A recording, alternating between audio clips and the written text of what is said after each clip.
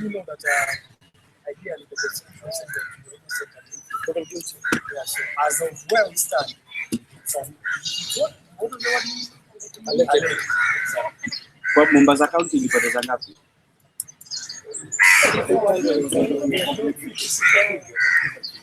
Yeah, you just didn't please me. No, but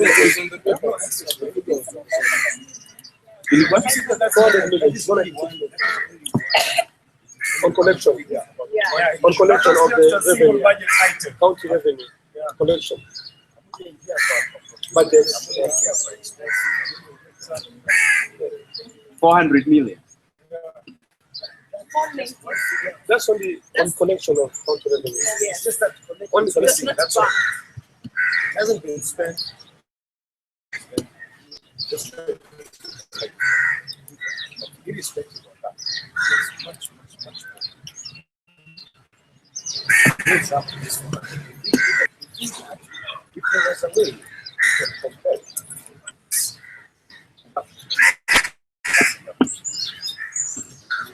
to allow a forensic audit by citizens. Not after personality of people. Those employees are not that responsible. Employees of the county government. Because here there's I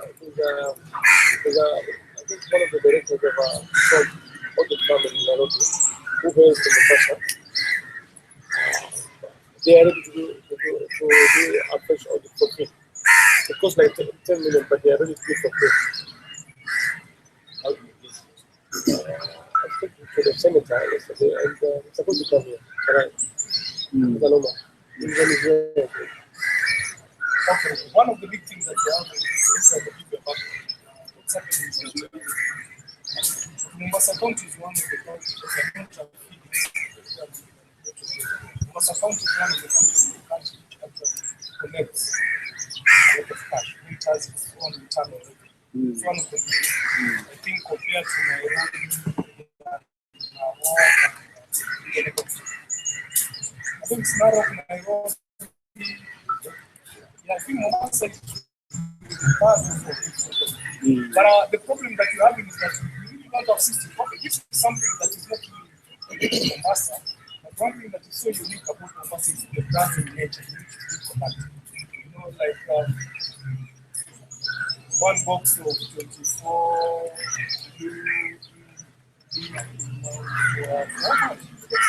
6K, and many people is usually something like that. So, like you see, the auditor general in Nairobi comes down and cannot really place where there's a 500 million floating somewhere in space, and there's no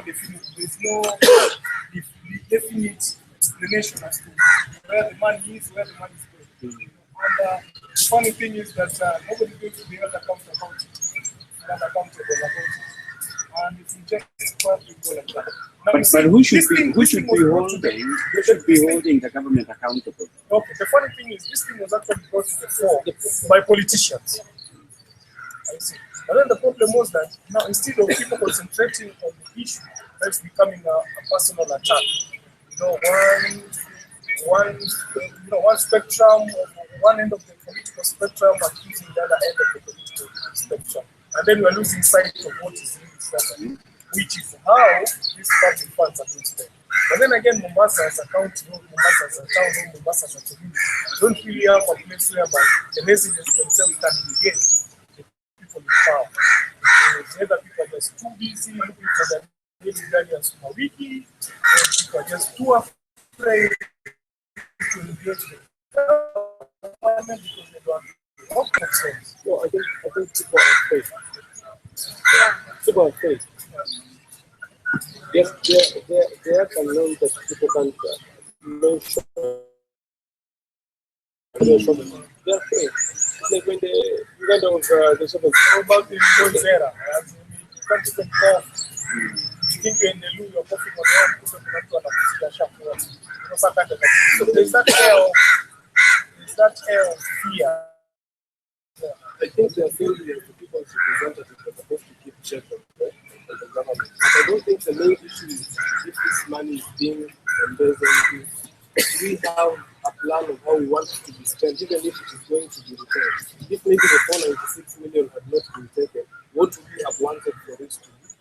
What would we have wanted for it to be done? I think that's the biggest question. Because Which is actually bringing me back to the question where, somebody mentioned that this 496 cannot be accounted for. The problem is, when it the other thing will have been, I mean, we are not discussing it. It's becoming a personal issue. No, that's what we are saying. The problem is not really about the 496.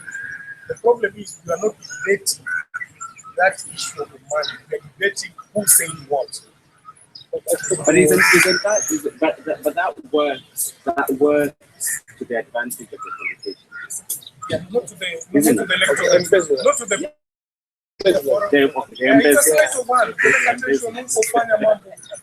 You see, because if you're then not asking the question, what about the comment? Yeah. Like, it doesn't really matter.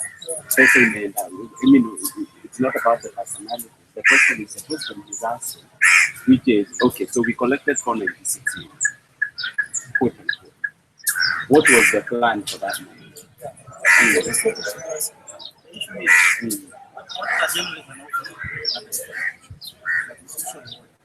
Now they have come up to the report that there's some money missing. Our main objective is to bring back our money first. excuse me. Okay, I spoke with someone on the phone about the same issue of the 496 million. And they explained that the money, because they have a case with tax over the tax. So that money is in a different account from the country account. Then, like there's a pending case in court over the same. So, like the court has to clear the case before the money is going to be get. Like, you see, that would be in the it should be in the auditor's report. That's the problem. Now the noise over the same money comes into okay, like the noise is there because of the account. No one knows whose account the money is in. The thing is, we have a certain amount that we're about talking about the revenue. That amount that was paid to post the expert. There's no vouchers that is claimed. That's the work of the auditor general. Now, even if there's another money in someone's account, that's not our problem. Our problem is we want that money to be in the right account, to be used by our life. So the rest of the case is on the what we want is our money to be used the way we want it. Now we can decide. Now the issue is our money should be back first. Then we can decide how to use our money, what to do with our money. Because you cannot claim money. There's no that money to come back. The issue is not even the money. Have you read the audit report? I've read. The issue is deeper than that. Documentation, there's no bank reconciliation. You see, like the money is not even the issue. There's a bigger issue that needs to be addressed by the country. And that's what we need to discuss more. And like, they need to find if they need, maybe they don't have proper skilled people who know these things. Because most of the time, people who are in need, it's Iguana and then a person is put in the account. They're not even qualified for the job. They don't even know. That's the problem that we're facing. That's what these things are not. How can a county government, there's no bank reconciliation? That's what the report says. The county does not have a bank reconciliation. So I think so probably it's like saying the missing corner that is exactly the symptom of yes, that's what I'm saying. That's just the bonus. That's a drop in the order. So at least what we can lay our hands on, we can put our finger on and say, this is what it is. We don't know what the bigger thing missing out there. See, I know, let's say for example, I saw you about one sponsor pens for 6,000. It means there was some agreement here. But there's no agreement, we didn't sign anything. There's no difference. But there should be a system where, right? I'm a businessman, I'm not passionate about this. But there should be a way of prosecuting what you and I have to be prosecuted. I'm sorry, I want to tell you something. What you say something, you know you're going to be disappeared. Okay, avoid. You say something, you might not disappear, but you know where you're going to be. But now, we have another problem. Now it's stigmatization. If you stand up and say something, your friend,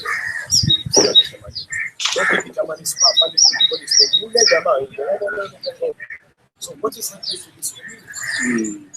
But looking down, and that is exactly what certain people want. So we make a space for the we need to have something that is going to bring accountability for what we stand for. But what do we stand for? Just accountability, transparency, better governance, better quality of life for our people. It was bringing up a very interesting conversation because when he was talking, I was wondering to myself, how many people here participated in the county's strategic plan development process?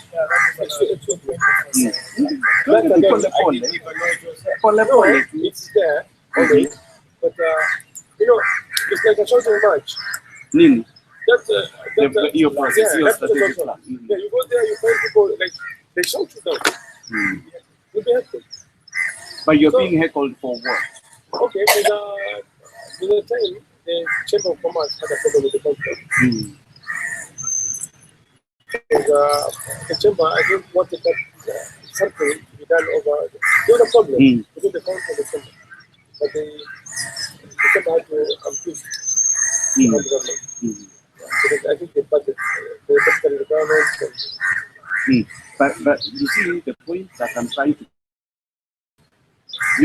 what you say, which is becoming very common in all the places, is the whole mutuetu syndrome. Yes, that's the thing. That's all. And with devolution, it has even become worse because it has not become the county yet. So this is what we know how to deal with our people, right? So but at the same time, we are trying to build a nation called Kenya. So how do we then deal with that? Or even how is that manifesting not just for procurement percent, but even in social interaction? Well, to be honest, I was also doing this element of laxity, respondents and apathy. Very much that element of fear, people are given up, civic engagement. People are living the first one, trying to achieve the very basic matters of issues of politics in Nigeria, one on ideas. The problem is one on ideas and one who don't really have the interest of the residents in their heart. They have their own personal sense. So it's all come back to the residents themselves, the voters and the taxpayers. Keep it meaning on a keep the government. And to be honest, Mr. Milan, apart from Lada Seven lakini hawafanyi jambo lolote kwa sababu hawajui mikakati to be able to participate, or hold on. Is it because they don't know what the systems and the structures are for engagement, right? Or is it but unajua hata nikisema hakuna kitu kitafanyika, or nikisema then I'm stigmatized, what you had said earlier. Yeah, I think the big issue is not even that people don't know. You see, some of these meetings, budget meeting, you just go there to rubber stamp. I mean, your thoughts and feelings are not valid, they're just taken into the dust. So nile umeenda yani mpaka you are tired wewe kila siku ukienda wewe ujaze namba ujaze list, you are tired. So people actually know that we need transparency and accountability, yes, but how do we do that without being marginalized, without being branded? The people who think of being branded, hata pengine huwezi find ni ile ile kelele kwa kushambulia. So you see such things. Those are the issues that I think we people of Mombasa, because at the end of the day, yes, we know what needs to be done, but can we stand as a person alone and say, I will fight for this, I will fight to see legendary services, what needs to be done? You can't do it as a person. That need like somebody else to back you up. Ndio ile mtoto syndrome inaingia hapa. Bwana kama nikupenda bwana ni wetu. Hatuwezi kumpinga yule such thing. I think an important thing, even as we move on, is first somebody was telling me a few days ago that wewe unalia wenzako wanakula kwa sababu haujaingizwa pale, and even as we are talking now, we need to ask ourselves if eventually at one point in time we get into such positions or we are elevated to such that responsibility, what are we going to do? That should be the first question. The second part on that strategic plan, yes, maybe most of us did not participate, or the first one did not participate, but now that it's already out, do we know what they should do this year? Because if we know what they should do this year, then we can put pressure on them to have it done. But we can change the conversation from if we are constantly pushing our MCA that you guys promised you're going to do this, do it, because there's a budget allocation.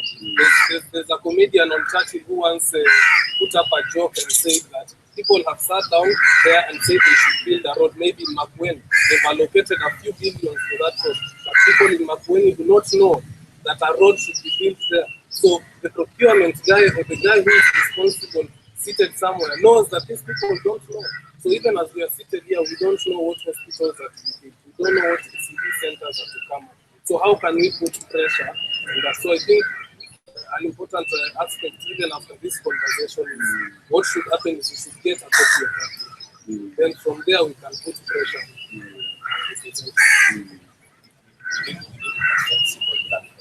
So you need a what? What do you mean by As you said, there's many means to take the problem for. We should try and avoid these means because these means have consequences, especially people who are not educated, people who might be of low income. They don't have time because it's got two different problems. There has to be a platform where everybody can come and vent whatever it is. Out of those 100 complaints you get 10 which are very genuine, with immediate effects, so they're actually eating your community. So, in the holdings, the holdings. The holding had a little office about old times. We used to go there as young guys. We used to go there and we used to tell them, look, there is this problem, whatever it was, whether it is that, whether a politician is buying what's coming, whatever your problem was, you actually find it here. And things used to move very slowly. Now, you have no place to go or explain. No people that you should no people for the people who actually went to the issue.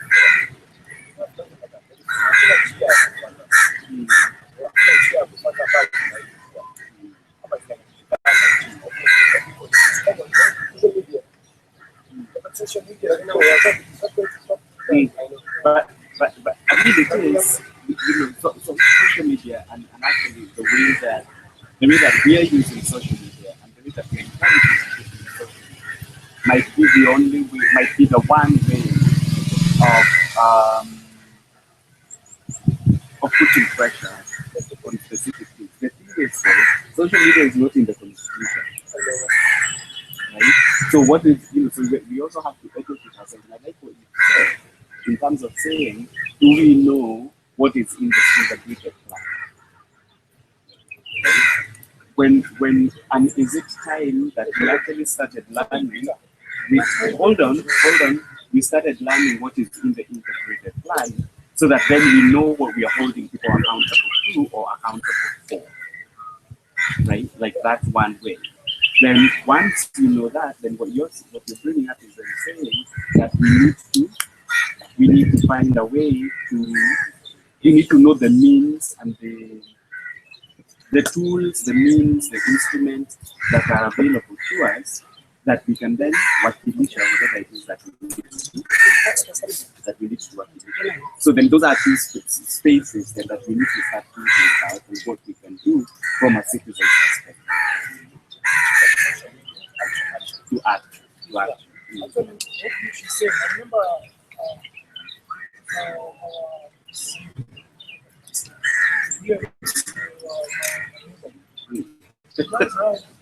What yako inaitwa my neighbor?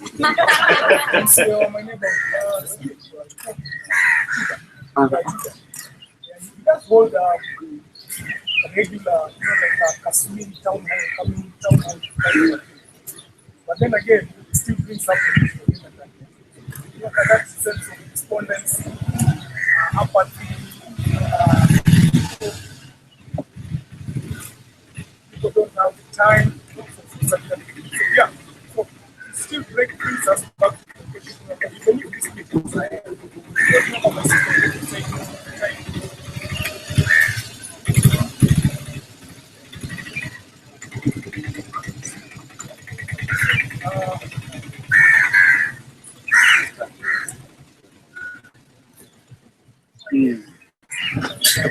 yeah, like what my sister was saying about the issue, even when the meeting is being held, whatever the resolution will be arrived at, it will not even be acted on.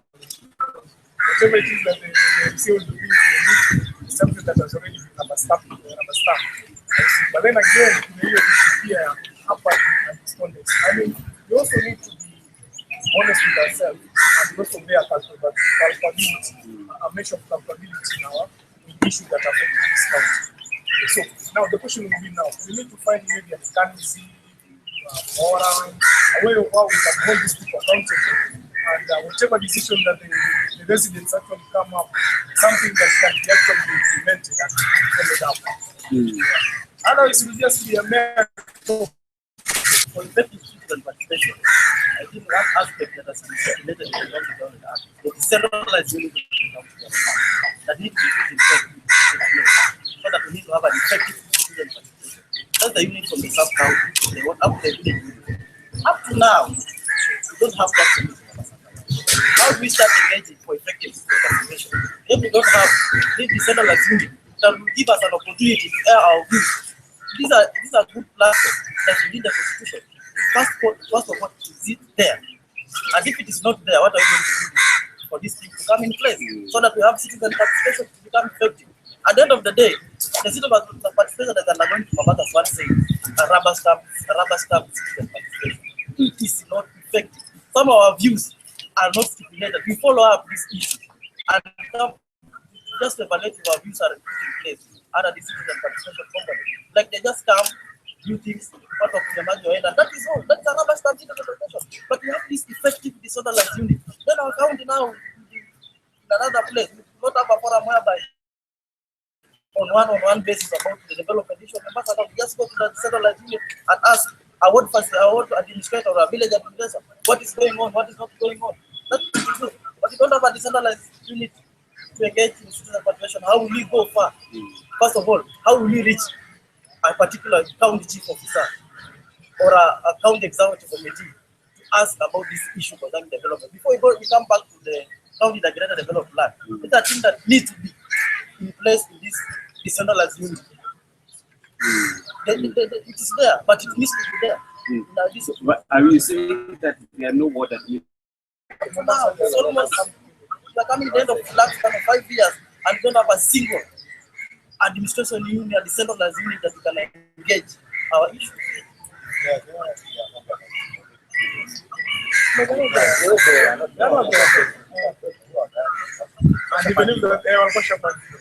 What do you mean walikuwa washapangiwa? More like saying it was a rubber stamp kind of. It's not even there. People are going to be chosen for specific. For the sake of public relation, we have a problem right now. We just want to come here and start. We don't know how to get from the ground, get it. We're waiting for you.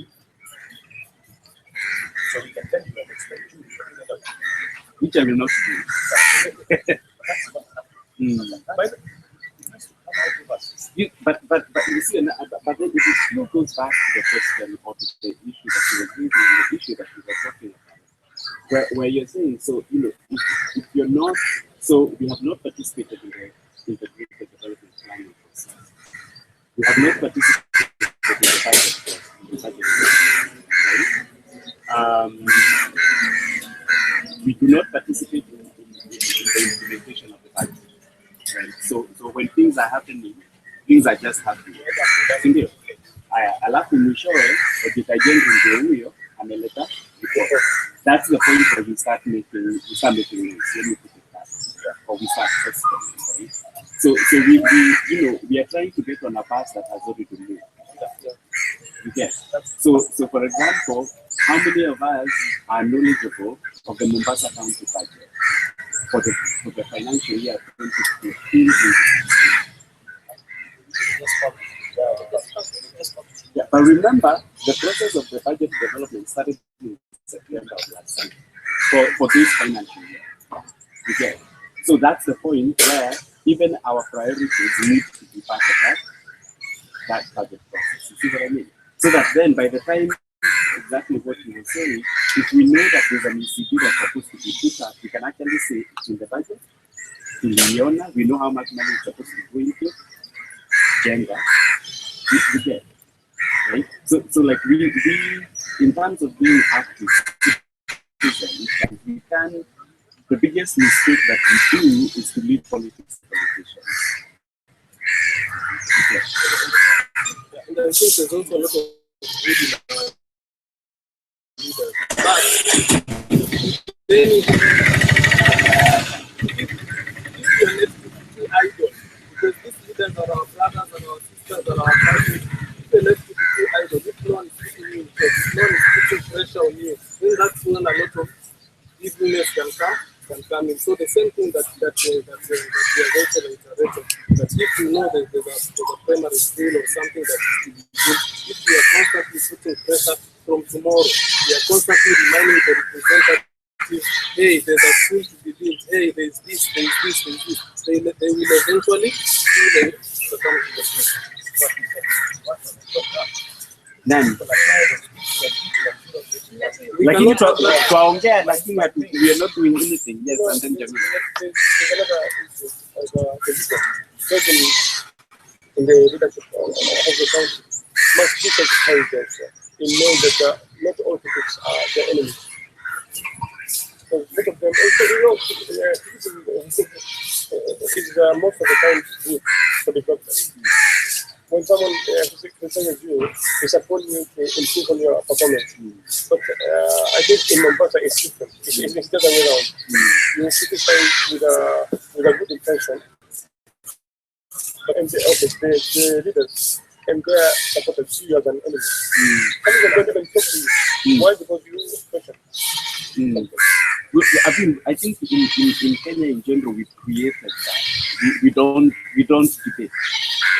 Jana nilikuwa nimeenda a school debate and it reminded me, those of us who are of a certain age can kumbuka sanaa ya Kiswahili on TV, right? And how there was debate. So we can actually have a healthy debate. We don't always have to agree on something, but we can actually have a healthy debate that is not about personalities, it's not about whatever. We can actually discuss an issue, and that's part of what we need to start thinking about. And how do we change that? We can see that our leaders don't take criticism well. Probably I don't. Tangu akikuja niambie tuta hizo juhudi zako kwanza nataka unyoe. We start a fight. But if he comes and tells me, by the way, I need you to cut hizo nywele, I tell him, sawa. Nikikuona nitakuwa nikibaka pia sisi. Kwa sababu like that. Like we can actually have a debate on that issue. Okay. Also, like, I mean, I think one of the reasons why sometimes we don't kind of that authoritative since we were young, but our parents have taught us not to question authority, well, even as a young kid, they told not to question your parents. So that's why, like, I think we become so accustomed not to question the leaders. Like, if you see something wrong, most of us, like, will say, oh my God, this happened. And then you just, at the end of the day, you don't question the authority because that's what you desensitized as a kid. And then you just move on from there. Like, your life just continues. That's another issue. Like how do we desensitize ourselves from that? Like that we're taxpayers. It's a cultural thing. We're supposed to give a sense of remembrance and respect. People with power, authority figures, you're never supposed to question them. Whatever they say is meant to be so nice and good for you. You've been elected, you've been appointed by God, anointed, and whatever it is that they say that it's supposed to be holy and right. And if it's holy and right before God, it will also be holy and right wherever you are. No matter how much 496 million disappears, you're not supposed to ask for it. You're not supposed to question it. So there's also that culture that is very, it's very ubiquitous in this place. People don't ask questions. I think people ask questions. If you actually listen, people ask questions. I think what we need to think about is why are those questions being asked? Anaulizia wapi na anauliza nani? Hujafika kwa jibu. Hujafika kwa jibu kwanza. It's we take a comment from you. I think in the Mombasa, especially with the politics. In Mombasa, the body that's supposed to play the oversight role is one party of them. It's all OGM. That's the guy. Most of them were sponsored by the current government. You cannot buy behind most of us, some of us have tried outside and we have labeled. See, we have tagged.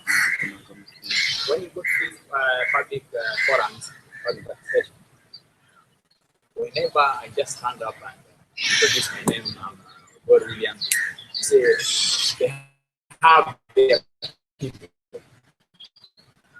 in that hall. They have given names. You see this guy, when he wants to talk, just shout. You see. And that's hiyo ndio ile kitu mbaya sana kwa inaendelea Mombasa. Kila kitu ambacho inafanyika. And coming to this the Auditor General's report. Now we are talking of only 496. That's only the unbanked that was collected and unbanked. See, we are talking of more than 1 billion. That process was not followed. And the body mandated to do the oversight, to follow all this. Yesterday, one of them was in the radio, defending it, and they were supposed to debate it. And then that chair of that crucial committee was there defending this. What do you expect? The outcome is expected. They are going to defend this. Yeah, and yes, and as you introduce yourself, actually, thank you. So that we start with Lisa, and then everybody else who has come in later, kindly give us your name and your Twitter handle.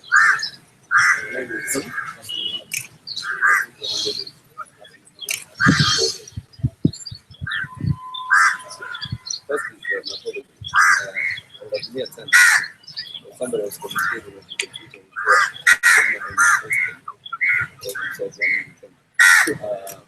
What's yourself? one in Kenya. And he told me to do that. He told me to do that about 11 times. Actually, the one who's trying to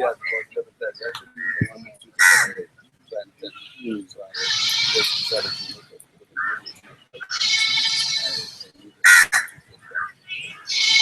I come from the city side. One of the things, first and foremost, one of the diagnostic issues, we have this forum lately, where we say we have what is called experiential planning. You don't expect one who has no knowledge of government. So it's necessarily expensive to service. In fact, our marketing of quality is not right now we want to believe regardless of what you believe. Believe in it. You must never be a politician. You must never be manager. You must be somebody who comprehends what good governance is about. And these things are valued, people are people of time. So it's very difficult to preach to somebody that is not inside this value. Part of the value is inside. So I think a lot of sometimes exception is my friends in such society say that they can campaign for people and not campaign for themselves. So that's why I'm one of those activists to be. I must talk to them because it's quite deep. As you can imagine, if this is now about a time for something, there is discourse. People are engaged in it. You can be sure. And I don't believe the issue is the party. I think the issue is the party. You can be the same party and that's the difference in terms of the value system to stand for.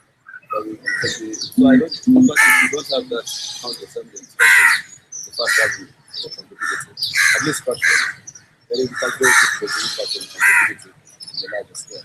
So it does try his hand in politics. And most of you must use that shine. I think you are politics to show you particularly in the basket. And I thought that they are just the very kind of people who are kind of prepared that people to know. And so it's not again, yeah, the interest at no time. I'm so common. For 2017, we are 2015 and we are campaigning. So that tells you the vacuum. Because there's a vacuum, because like here there has actually been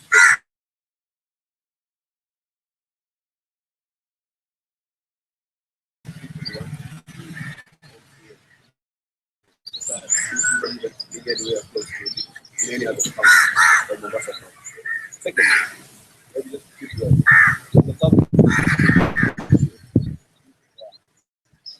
I was telling the night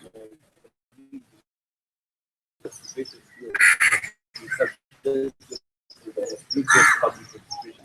We need to start studying public education. What a community. There's a forum in GTI, another one or two others. The people who need to focus on public education. And the issues of protected. How do you get whatever comes from public education? How do you get education into the final outcome in terms of the program? So I think we need to make a very powerful input into this process so that then we know what are the minimum pressure, what is expected of that's a county government, then for them to meet the minimum pressure of public education. And after they've done that, once the public has come and submitted the view, what is happening? We must demonstrate to show how they use it after. In terms of the final product, whether it's a bill or it's a budget. So I think we need to now bend ourselves to ensure that we have a very good public education.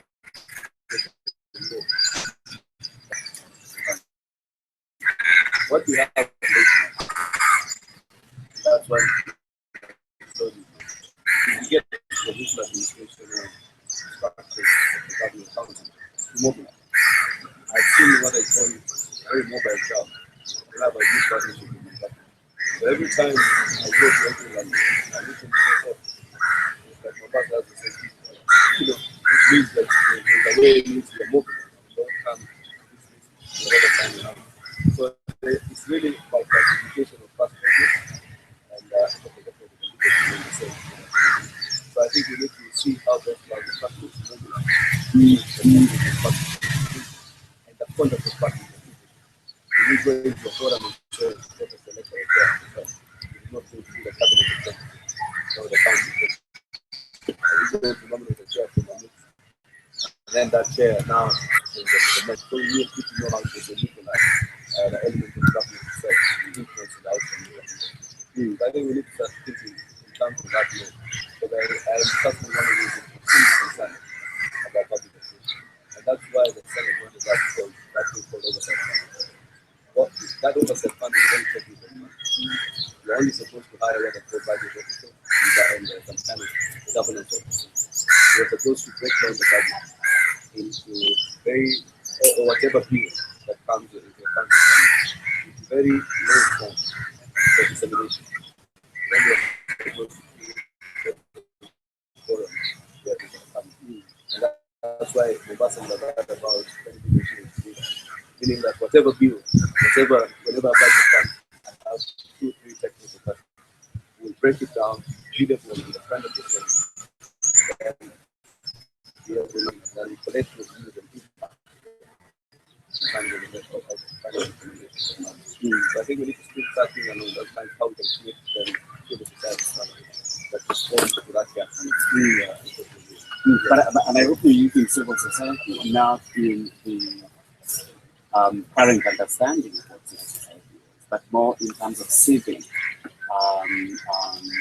awareness and civic vigilance. So that what you're doing is that the people here actually have access to that information, are able to mobilize within the spaces that the spheres, their own spheres of influence, to be able to into those processes. But you've also brought out some interesting questions. One is the question of leadership and who is the leader. So if we are saying kwamba kuna watu ambao already washaanza prepare themselves to run in 2017, then what does that say? That there's a certain reluctance in terms of, hey, that guy wants to run for MCI. So it's sort of like we know who can be a good leader, but we are not. So so what is that, and what are those values and qualities that we need to start talking about, right? As a people, that then we're saying that this person doesn't, even from a social contract perspective, this person is simply how is it work? Cannot be a leader. I think we've also brought out an interesting another dimension, and the anarchists and political ideologists in the group can speak into this. It's the question of politics and governance, and where do we want to invest our time and our resources? Is it in politics or political discourse, or is it actually really focusing on governance and governance issues? Then the third thing that we can also explore is public participation. So if what you're saying is actually the situation where we don't have what to do, we don't really have.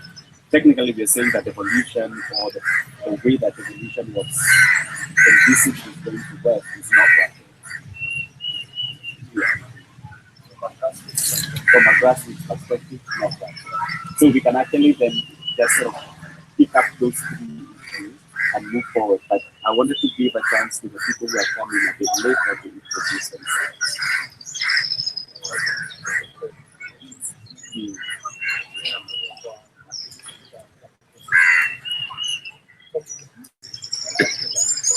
Sauti ndio information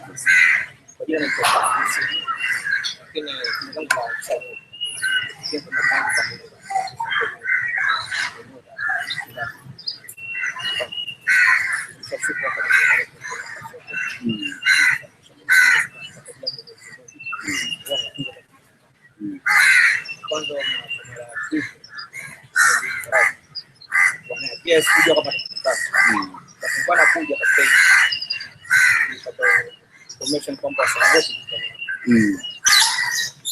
kuwapa moja na kuacha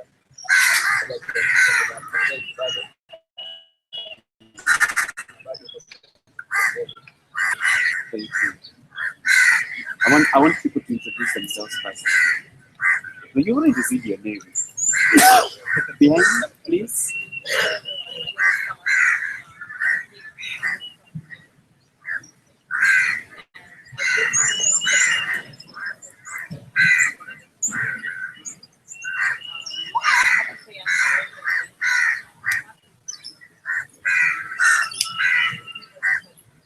Some of my instances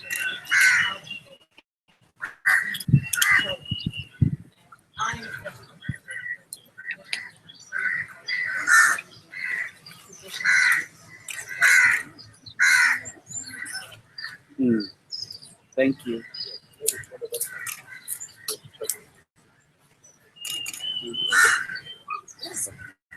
My name is Solomon Lera from Kangamwe. My name is Maskani. It's with the handle. Now book me 03. Then maybe one of those.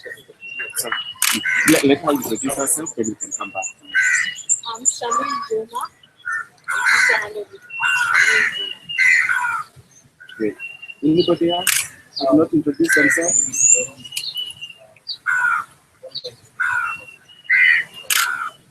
At the online is what? What's your Twitter handle? At the okay, so we have everybody. I've also been told that Maskani Mombasa is now trending as the second trend in Kenya. Yes, okay. So we are about to oust Obama as the leading trend in Mombasa in Kenya, which goes to show, that people are listening. Right? People are listening and people are engaging with what the issues are and the discussions that we are having here. And as I said, this is happening, across the country. So it's not. There are some very unique things about some things that are general in terms of what we are hearing or what we are able to get as we move from each of the Maskani types that we are establishing. So I'm going to come back to you, then you move. Maybe you mentioned about the values and qualities of leaders. What the senator was saying, he felt that the trend is very well to the kind of class. But now the problem is not even those people that are aspiring to be leaders. The problem I find is with the community itself. You'll find the majority of the people will see these people as leaders because probably they easily give, or maybe they're from the same tribes. So even my problem is not these people who are coming forward. My problem is us who are not playing our role, either in educating other people. Because if maybe he's a minority, look at a particular person and see that he doesn't have even an iota of leadership. But now the problem is the few of us, are we educating the people around us? Are we participating in either civic education or are we participating in community activities within our neighborhood? Because most of us who are probably learned or working somewhere are taken as role models in the society.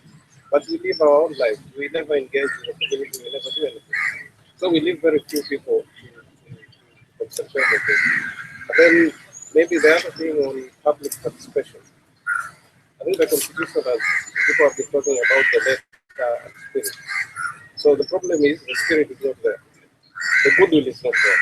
I'm sure even with the current laws, if a governor who believes in governance is interested in doing public participation, he will go through that when the law is not there.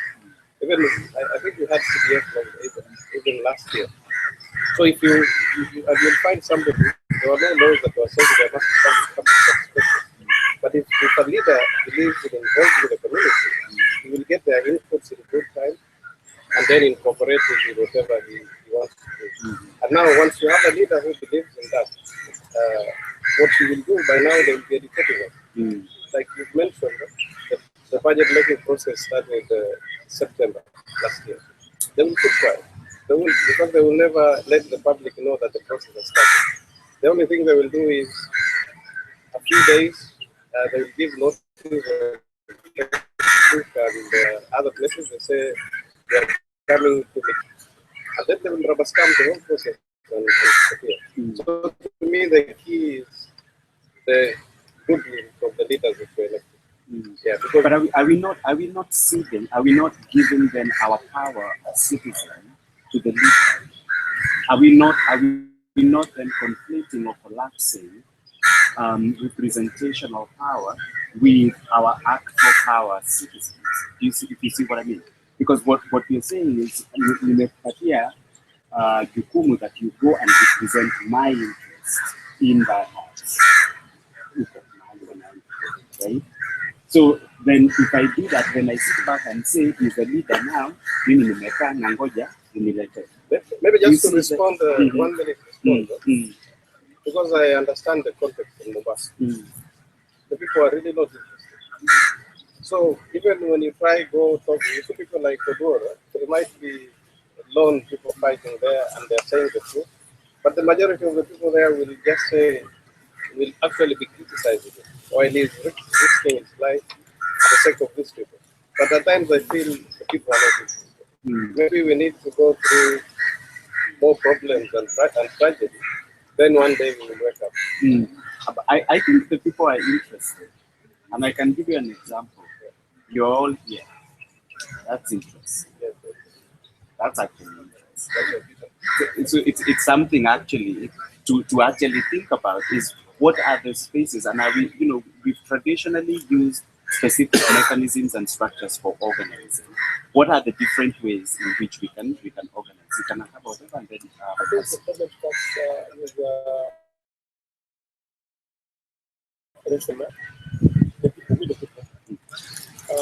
people, with the people. They accepting the federation. We are so cheap. We are so cheap. I'm trying to say this. Because we are worth only federation for 5 years. We are worth only 100 shillings per year per annum. So I think that's very powerful. once you surrender You're worth 100 shillings per annum. someone gives you federation, then you are supposed to put that for 5 years. There's no way you will put that freedom. Be it an MCA, MP, or governor. You'll never put them in because, he has paid you.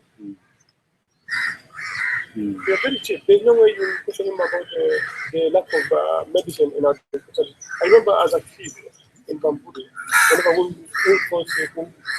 never did go to town. At Bamburi, there's a council dispensary. The buildings are there, but there are no clinical officers, there are no nurses, there is no medicine. And the cost of healthcare right now is like 100 times more than in the 80s. So there's no way you can question Adita. Why? Because you accepted the federation. Sometimes even federation for 5 years. So I think the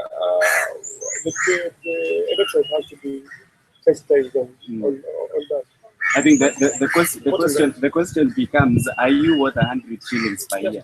I think if you ask that question, people might be like, say what? And then they whatever. Let me take this one and then go back to that one. Okay, and another thing, concerning the term, we tend to say that because it's limited, I don't have to waste my vote on this particular, but we don't know the qualities of this person that doesn't have this. We tend to take that to be the person so that really about when he gets there, he doesn't have the skills, he forgets that he was elected and And for the interest of gender sensitivity, the leaders are all that's very fascinating. Tusemi ati akiingia pale she, you're saying akiingia pale he. Interesting one.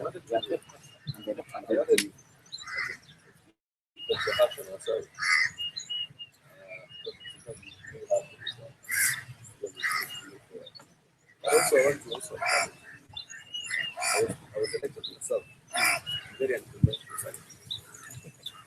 So that's not that bad. What it was supposed to be, but come from the appetite for this getting of the election. I think I was the first like that was like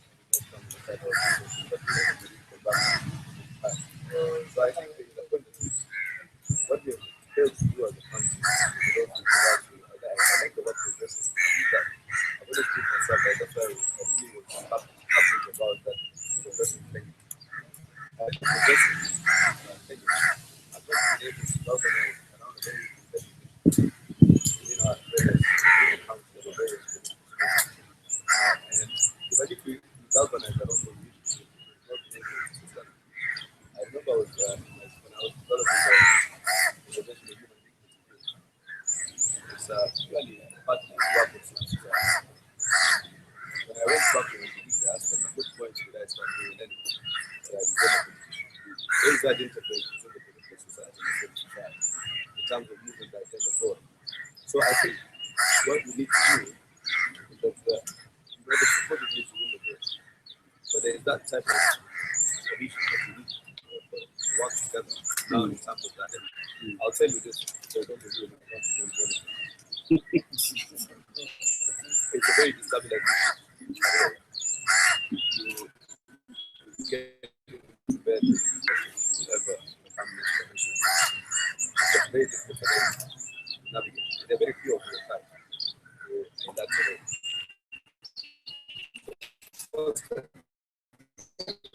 Every negotiation, look at the house. There are people who've been in parliament since 1963. Those are definitely not people who are ideologically have confidence in themselves. And almost sons of former presidents, former attorney generals, former ministers are the people who believe in themselves. So easily in that kind of spectrum, you can easily think of a new trajectory in your life. So what I'm saying is there is that need for peer pressure. I feel like one of the things that interested me from the past, see, for me, I'm a man of fact. I had a lot of rumors about all kinds of things happening. Sometime last year, some friends from the auditors office told me the health, the economic health of this country is not too sound. And see, when people now give you fact, as it's being processed, you start to now realize, we need to do advocacy based on evidence. Advocacy against the child was based on evidence. You can scream your head out that I fixed you. See, when my friend Kadwale decided to go on a blitz on Gidero got the most perfect opportunity to cleanse himself. So what we need to do is must be evidence. So constantly, we need to see how as civil society continue to collect evidence. Like when I make some of these pronouncements, that are related to transgression. The human rights groups usually have documented it's established, evidence established. So you cannot dispute it. So today, if you did something, you posted something against a CC or the government, they'll just pick it up and take it to court. And we've seen a lot of online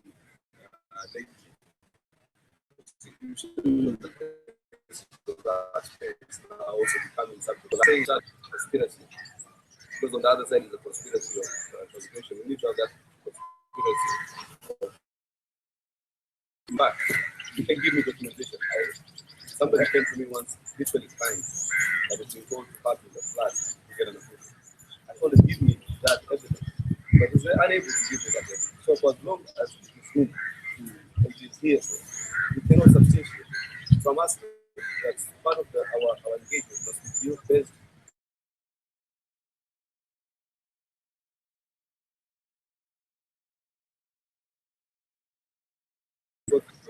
Some of them are enormous transgressions in the casual nature. Can you imagine calling it an million cash? Just being transacted for whatever purpose? How much more than and I said this is a point of view one needs to speak about. What was the reaction to the end? Everybody saying that just allowed us to work together. So I'm asking the MC, this question before you what point were you aiming at? Last year, we got into a deal. Loggerheads with the county government because even when we said because none of the MCS was in the county government. So we thought we needed to do it as a set because MCS are not doing it. And that's why at this point I was telling the MCS to do that. There's something amiss. That's why we need to have continuous progress. And then right now there are one or two issues that people have flagged on TV. Let's say the government. They're saying there's something amiss about it. But before we go public on it or on the beat, we need to document it. Some things saying or actually make sense so that we can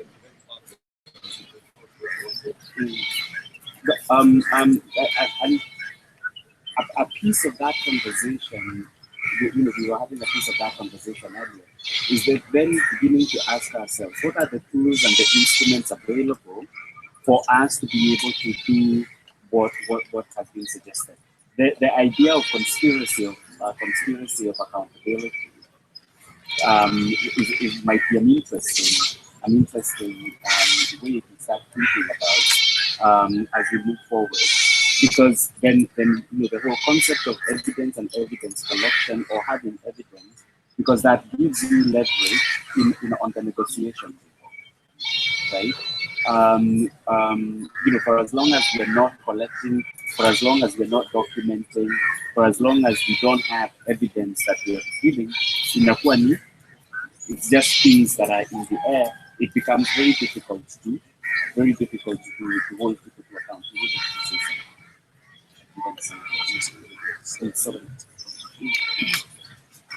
I want to say that everybody can be a leader, and that is what I believe. And everybody is a leader because it starts from the family. Your father is a leader, your mother is a leader, your head is a leader. But not everybody can represent a large population because these things, for you to represent a large population, you cannot just rely on your personal talent or the urge to voice your opinion loudly. You at least need to have some education, then you can be able to communicate with others. And you also need to have knowledge on what the people you represent want. And I think one most important thing is that you need to have goodwill. Wanting to do good for the people, putting their interests before your own. And some of the issues in Mombasa, I believe, cannot just be solved by a representative of the people, that is an MPA or a senator or even a governor just speaking loudly. For example, the issues of traffic jam. Looking at your Google map, it tells you that you're supposed to move from Likoni, where I live, to this place. You are supposed to spend 33 minutes. But look at the time, you spend 1.5 hours. So some of these issues need research. And for you to do research, you must have some good knowledge. You must be well educated. You must really go to the people, give them questionnaires. So solutions come from some of the universities you have, the Technical University of Mombasa. Issues to do with it. They also need some research. What is it that can grow in Mombasa so that you don't keep on getting goods from the other parts? Of course, for example, one of the things I've noticed is that people are really advocating for greenhouses in Mombasa. From my interactions with people, I've discovered that greenhouses can only serve you the first season. You plant your tomatoes in the first season, and in the next season you harvest nothing because of the heat. And therefore, we are quick to rush to decisions without really making some good research. And then you look at the fishing industry in Mombasa, it has immense potential. But because the leaders that are in place are people who have really the urge to speak, it is their talent. But they really do not have the knowledge, what it takes to implement issues. And I believe the way forward would be public participation, as Senator Omar has said. But it needs to be meaningful participation, not the people, and you give them 3-4 days somewhere in KICC where we can hardly access the venue, and then you call it public participation. We need to have questionnaires, we need to have interviews, we need to consult the professors in the region, the learned minds, then you can come up with good solutions. Otherwise, this will be sideshows and, let me say, political giving, and the situation will always be the same. How do we divorce? So because you're bringing up a whole other issues, and maybe we also need to tackle this. Because there's an issue that Senator Omar has brought up. So it's the issue of terror and security. We really haven't talked about that or touched around that. That would be something to think about. When you think about the country, the issue of food security, you actually talked about the issue of health and health services and access to health services and the health infrastructure. And the availability of it. So everything that goes with that might be something that so as we are thinking, as we are moving forward, those are some of the areas that I would want us also to highlight and have a little conversation about. Let Joro speak first.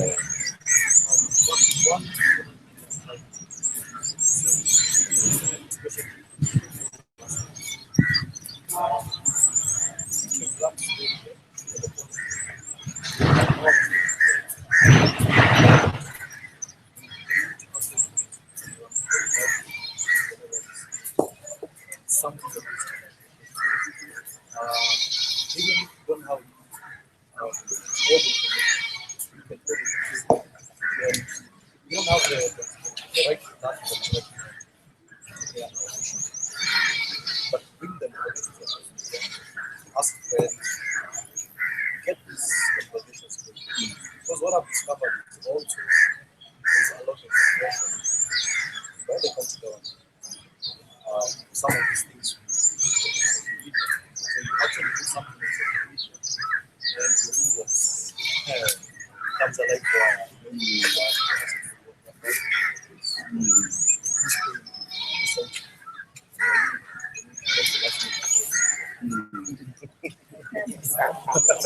yes, and what we need to do is remember that only one person is asking this question.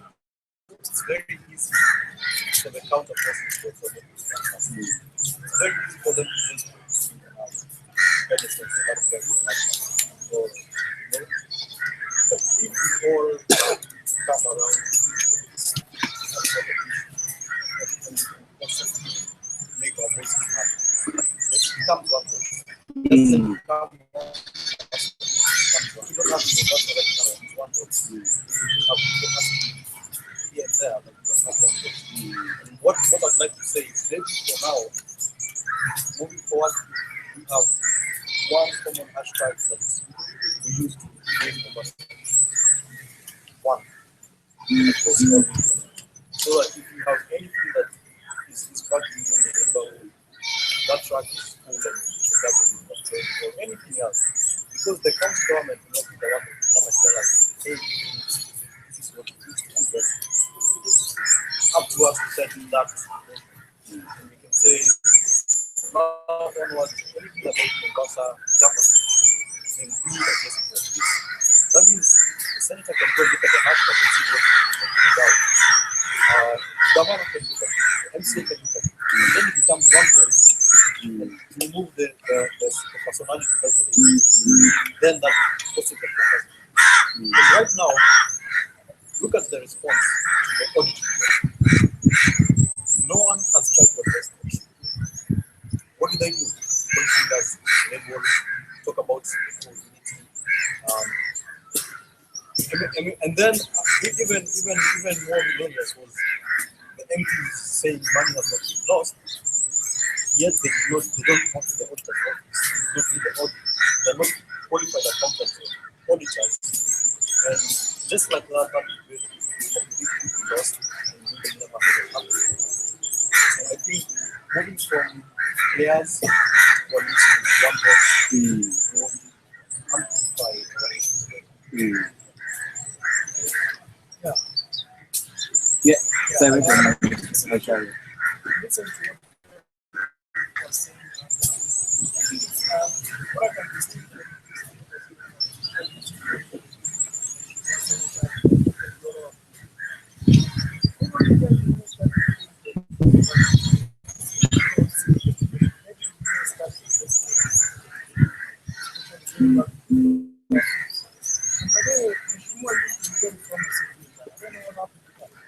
conducting a series of civic engagement, targeting the people down there.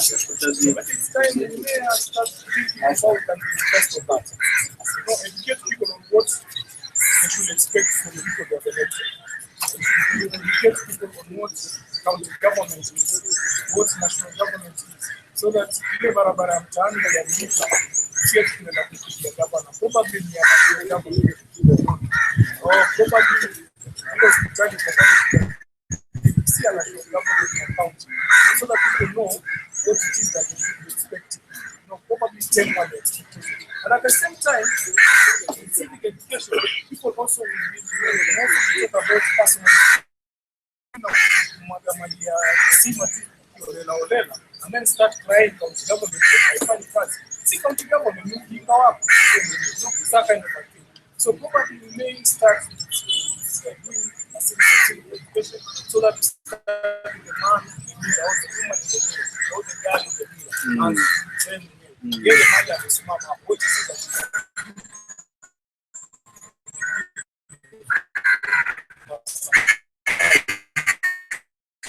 that then we will have a we will be on the right path. Is that it is not the power is not going to come from outside, right? It has to start from here. So New York, the example of Majasima, that's the perfect example because with civic education, for me, with civic education, again, we have given the power to somebody else. You see, nimekaa mimi sijui kuja unifundishe ama kuja unieleze, right? So the balance of power is still outside of you, right? So then what we need to be shifting is that actually the power is you are the one who has the power. Yeah, you're the one who has the power. So even the civic education component is inakuongezea and it's speaking into your face. 100 Kenyan, Masharia, and then here. Yeah, this one take issue. Senator said something here about and I agree with this.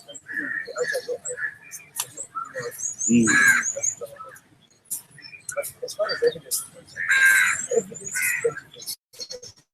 Let evidence be evidence. If you don't take it yourself, I don't think that I promise you. I go down the road. There's a school that was almost, but I don't want my kids' school to be proud because of us. 20 days. And then somebody else, there were houses, they were blocked. Those houses were blocked for ages and ages and ages.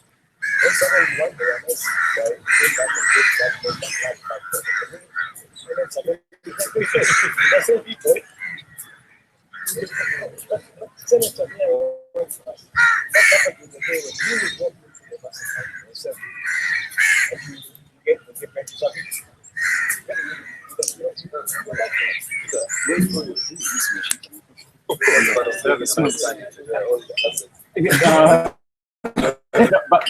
I want to, because I want to, part of what I'm working on tightrope right now. This is my tightrope. I'm actually recognizing him as I'm typing on the Mombasa, but I am informed by what he does. So it's sort of like if I need any public health question answered, I'm going to look at Sarah. You get? So I don't want the conversation to shift that it's Serikaoma. He's a senator. Lakini hapa tuko base. Akikuja base, ako base. Can we agree on that one? We can agree on that one. Yes. I know that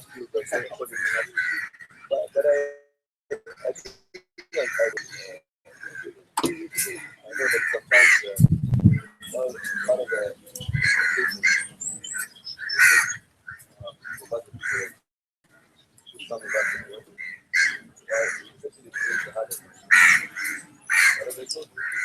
the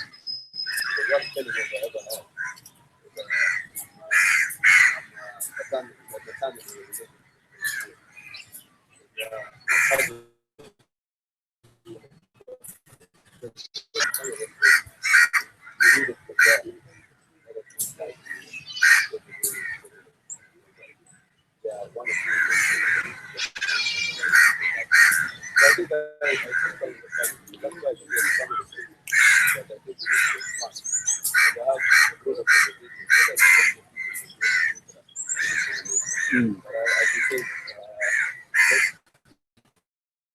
I also really increase the first place. Also, very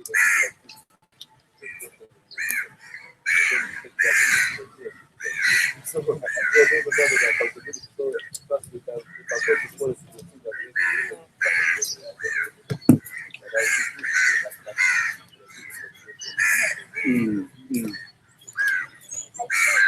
What can actually save us from people can we see beyond as can we have a leader in life, not by what by what goals, what yeah, character. Because again, then we will be able to do that. It will be very easy for us to be, I mean, to provide checks and balances to this person. Because then we wouldn't see the single bigger picture. As we can do it. And then we have the servant leadership. Because when you have servant leadership, the leader recognizes that he's there to represent our interests. We're the one who should be there. So we have to also check on our interests. Because then the person wants to have servant leadership. We only have managers. That problems that we are having.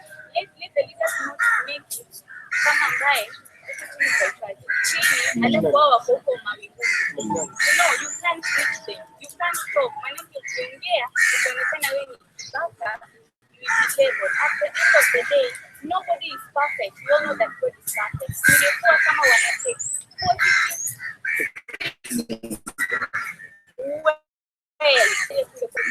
but the problem is you can't correct it because I heard even someone saying, what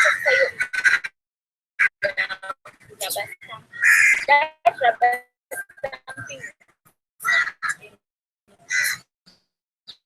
sometimes you can just go into one respect my views, you take them and go to the dark. What's the whole point of you coming na kuseme as tunaleta public participation? I like what person said for that. For that matter, what threshold do we need to have to make sure that we implement positive results for public participation? I think we should think around that. So the question, we are still operating ya kwamba tulilipwa sio moja kwa mwaka kwa mwaka. Sawa sawa.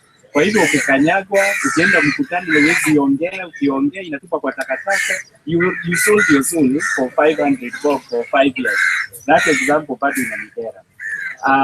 I want to take the then I'll come back to Jamila.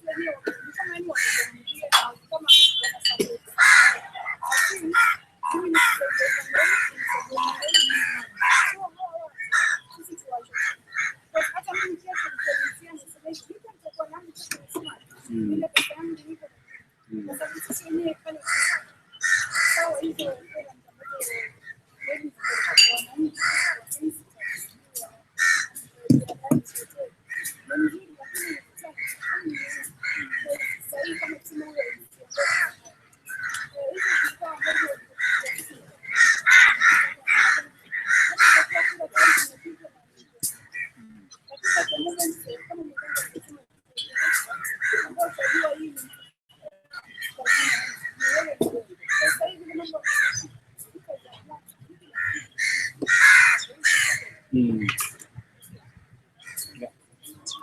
Yeah. I will go back to the following because I believe it's the voice of the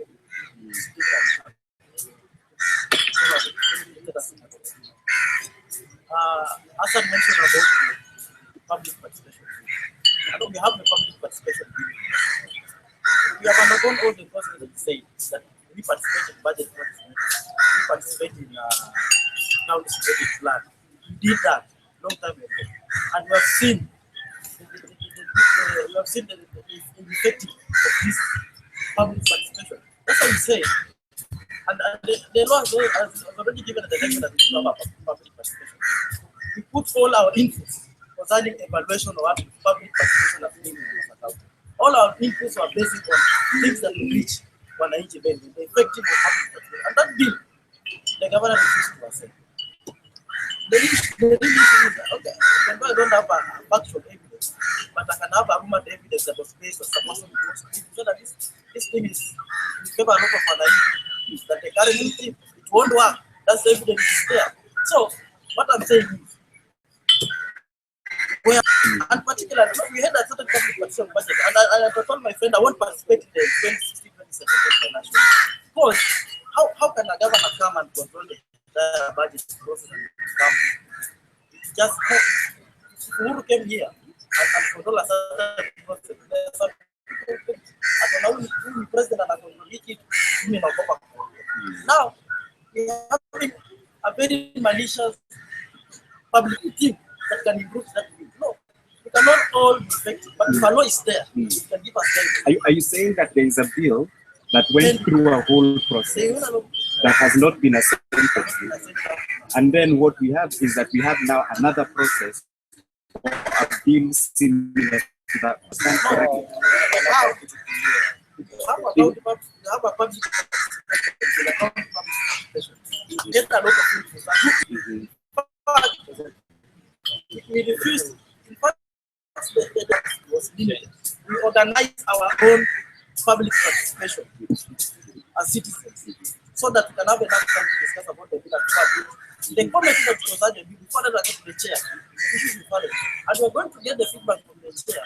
And the only answer you're getting is the governor refused. Okay. So if we have an effective public participation, and that's what I'm telling us, that when it goes back to the Senate and become the Senate and analyze us, we need to do this.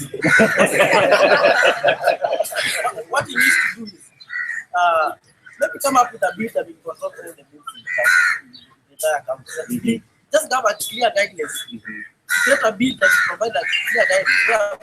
The bill is the process and the county assembly. Because if you are going to leave alone, you're going to leave alone the county assembly to pass their own. We're going to have another county government. We have a public participation that is sitting in the governor's office that has not been assembled. Na tumeiachia as citizens. I want that question to see. Tumeiachia hapo. We participated, we developed, nini imefika pale imekwama, lakini hatuulizi swali kwa nini haijasainiwa nini. I will just leave that question there. Sorry. Let a president not a public that is next to the they only give a comment. And once the comment overturn it, the president get the power or this comment overturn is comment.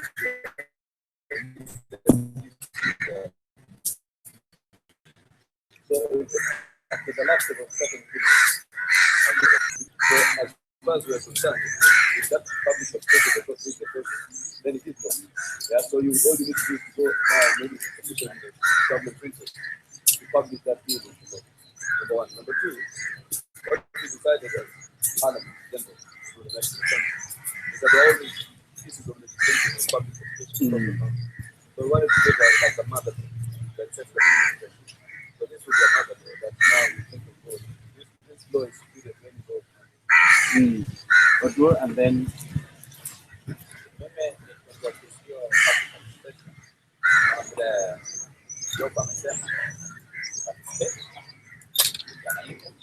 japokuwa tulikuwa na shida katika hiyo kind of process ya hiyo bill yenyewe.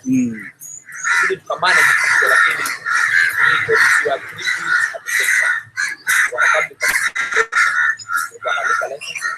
kwa education 3 katika fora moja watu discuss 3 things. Kuna challenges. So katika hizo fora ambapo tulikuwa tuko napata hili yenyewe imekuwa na kizungu. Hii kama hivyo ndivyo wanapoamua huko. Kwamba bills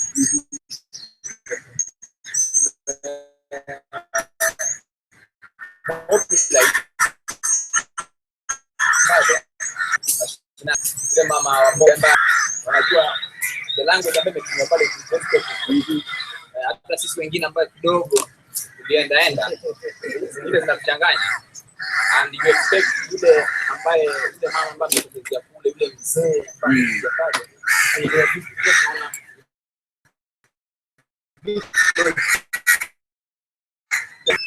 yule mtu wa mashinani ndio muhimu kutengeneza kwa preparing a public participation. Sasa kama ile bit logic yenyewe vile imekuja tuko na shida nayo, but we manage tukatengeneza structure hata tuka alter ile ilipokuwa imeletwa kwa na yeye kaenda imelala.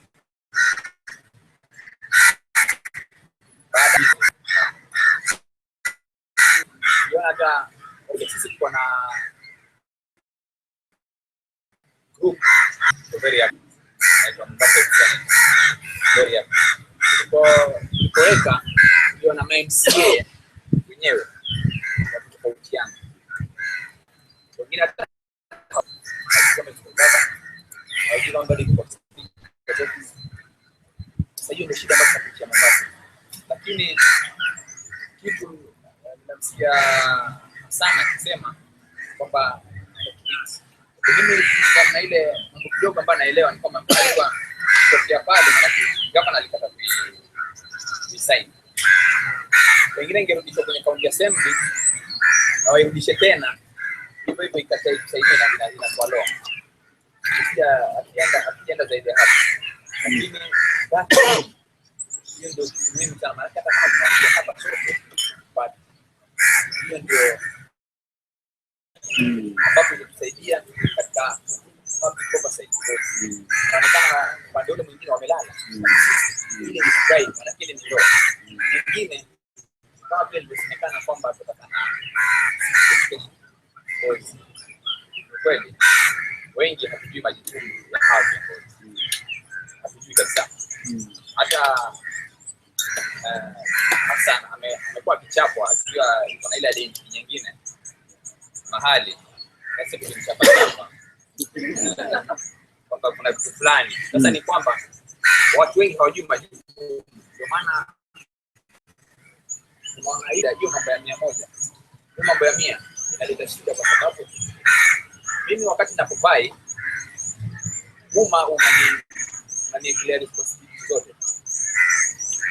Sasa navai hizi plan sasa zote I have to attend na lazima niletewe hizi zote ama majukumu yote naletewa. Mimi nataka kuwa MCA. Sasa unajua inabidi mtu anatafuta mbinu zingine za kupata hii pesa. Sababu lazima ukidhi, maana yake usipoletewa mtoto anakuja shule, wewe umeletewa na uwezo kusaidia. Mwingine atasaidia. Sasa inabidi tutafute mbinu zingine. Zile mbinu haziji bure. Once mtu anapochaguliwa na kuingia ofisini, kuna kitu analipa. Maana yake kuna watu walikuwa wanapatia pesa, hata kama ni loan alikuwa amechukua, kama ni na wafadhili fulani, they have for the interest. Sasa mtu anapochukua kwa formula role yake pale, tunaona huyu ni hapa form, lakini na deni analipa. Kama kwa mfano saizi MCA 20 walifadhiliwa na current administration. Sasa mimi nimekufadhili, alafu wewe sasa unataka unaona wengine kidogo kwa walijaribu wametishiwa nini, biashara zao zikatishiwa, wakaogopa. Sasa wanapiga nyuma, wako nyuma tu. Sasa walituachia sisi ambao tayari majina yetu yameshaandikwa, sisi tuendelee. Sasa unapata watu wanatuamini kwa kwamba wanatupatia info, watu wanapata information nyingi sana. Kana na vile tunachukua label. Ile kwa label kama sisi inabidi kwamba kuendelea. Sema bwana mimi nalipwa ndio. Hata you have to say yes kwa please. Hata unashinda na vipi? Kama utaondoa ile fikra kwamba anasema kwamba wewe inakuwaje nyinyi bwana mimi naenda Kenya. Mimi nilikuwa sasa hayo majukumu tuangalie kama education inajua majukumu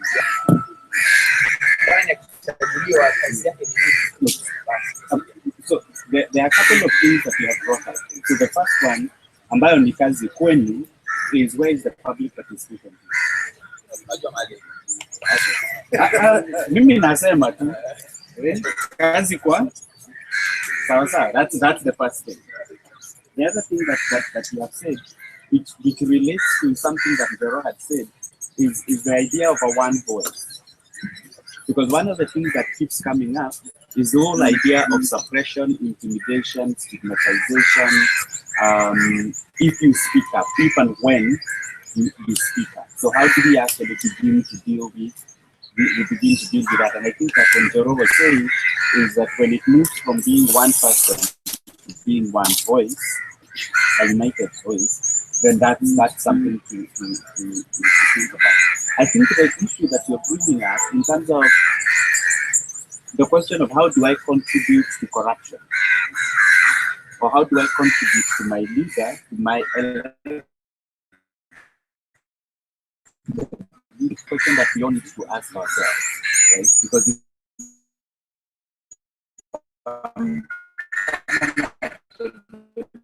and it relates to our earlier conversation on what are the values and the qualities that you're looking for when you're looking at leaders. But most importantly is what's my role as a citizen? How do I understand what my role is as a citizen? So a couple of things there that we need to think about. Ambayo ni kazi is one, how do we generate or how do we create one voice? How do we then work around the public participation bill, understand where it is, understand what other processes are, what do we need to do about it? But we also need to start having a conversation that could be an Mombasa conversation, but it's also a nationwide conversation around this whole Mtuwetu syndrome. So if they are doing a wrong thing, bado ni wetu. But what we are doing is wrong, lakini ni wetu wachane mimi na yeye. Right? So how do we actually begin to deal with that? Camila, I'll come to you after she speaks. What I want to say is a lot of these points that we are facing as a country, not only as a country.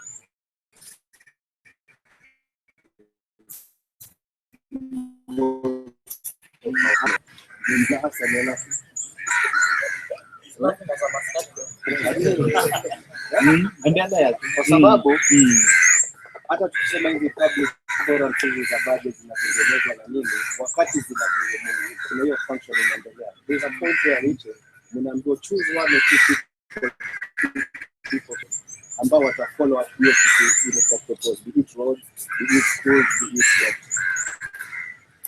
How many of those guys do you know that follow up on this? Or if they don't follow up?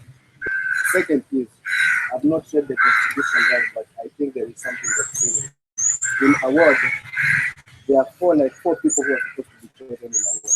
4 people who are supposed to follow up with the county rep, wajue vile vitu watu wanataka vifanyike wapi ama nini inaendelea ama watu wetu nini kama hiyo. But we understand that has not happened here. No. Haziko kwa constitution lakini ziko Mombasa ndio zinafaa implementiwe, ndio unanielewa? So kitu kama implementiwe like how 4 people from a ward, ndio watafollow up hizo cha wananchi cha watu wote. Tu kama nyinyi watu wa ward mtu hao watu wanne, sio kisha video vyenu kama mtaweza mtawaambia hawa kama hawatafikisha ujumbe wenu watoke mchague wengine wanne. Do you imagine how wanne kutoka ward like 5 four people. Sio kileo nitafuta kwa boy. If kama wewe as an individual, kama as a group, hazitafikia. Last but not least, me, I would love to suggest that in every ward kutengenezwa a youth resource center in every ward. Kutengenezwa youth resource center. Kama ni pesa kwa government itatolewa, wajue kwamba kila ward itengenezwe youth resource center. Once kutakuwa na youth resource center, wana pahali pa kuget information, pa kuresearch, kama ni companies ama businessmen ama factories zinataka wafanyakazi vijana, watakuja kwenye resource center, vijana watapata kazi. Sawa sawa, Umesema itengenezwe si ati itengenezwe. Haya, nimesema itengenezwe, inaweza tengenezwa hivi. Youth are supposed to unite and be as groups. They can be able to form companies, they can form what, then they can get those resource centers. Kuna pesa, the government can finance it, they can do proposals and what. There is money for the youth. Yeah. So it's the youth to follow the right procedure and platform and whatever. To the youth need the procedure. They are the ones to tell us. Good. That's Me, I know. because that's the question. It's still Me, I know the procedure. I'm trying to get us back to what am I doing? You know, what is my role? What is my responsibility? What am I willing to be held accountable to Me, I or know. accountable for? Me, I know. So we youth, we need to be united. When do each one, somesha wawili. Jamila. Okay, just back to that point. There's two examples that I've seen that's happening. It's all in terms of sensitizing people and also coming back to community. One, there's a group in it's called NCCBO. They've started desensitization of cleanliness in the bus. So, like each week or like each day, they go to one area. They get people from that area to volunteer in cleanup. And people go door to door or shop to shop or to the streets. And they sensitize people about the cleanliness. And after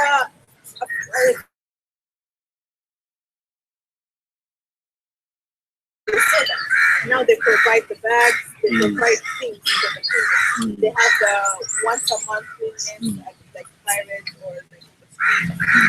Even other companies have they've joined the corporates, they've joined like they clean their own area. Okay, in a way, we still have our problems that we have to do that.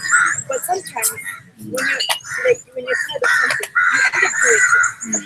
And it's really working. Like I've gone door to door and like people in town, like in the areas, old town, like people are really receptive to it. So like yes, I'll do it. Of course it starts with us, like we're moving far. So because we're linked to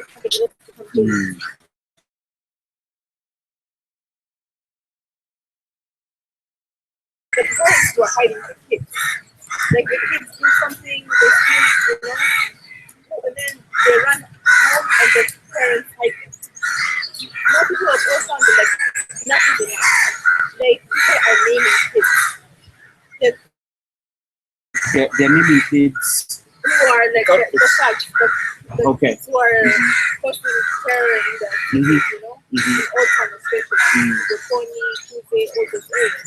But the parents and the family, they're telling the parents, you need to take the kids to the police. Because they're not good enough. Like you can't be living like this. Cars don't go there, tuk-tuks don't go there, people are afraid to go there. You can't walk all town at 10 o'clock at night. You'll be mugged, everything. But now, for a long time, people were quiet. So I think it's possible to all sensitize ourselves. Like in terms of like voting rights. Like most people don't know voting rights. Like for you 500, they're okay. They go vote for whoever gives them the money. They don't know like what type of leaders you need. Like what issues do you have in the city? Who can do it better for you? Like you're saying, I've been following all these MCAs who are trying to run for all time. They've been doing really good campaign on Facebook. But some of these people didn't write proper English. And I'm thinking, this person wants to be another person who said that like his thing is he will take salary from county, he donate it. And he's not promising a manifesto, he's not promising anything. All he will do is not take salary. Like, and not even MCA. Like, does he know the roles of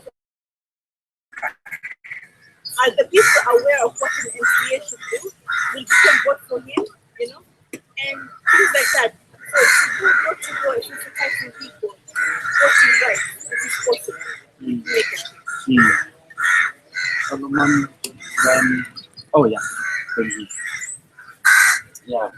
For me, to be frank, I believe we cannot at the moment eradicate the weight at a very national level. But you can do it at the world level, especially that. And for you to buy into the community as an individual, not as a group, you must come up with initiatives that will be so good for the society to exist in. And I have some of the examples here, things that are not very difficult to implement, but things that are very good, that the community can look at and indeed want to relate with you. Some of them I'm doing them, things like the debate programs. You can initiate debate programs among your schools, among your youth group. These are things that will shed some light on issues in the society. And people will begin to see you not only on what you talk about, but what you really do. Things like football tournaments, they don't cost a lot. I guess it for a whole team. A people it could cost you like 3,000. So if you really want to get into society, Waswahili kuna msemo unasema mkono mtupu. Yes, you must have something that the society will want. And then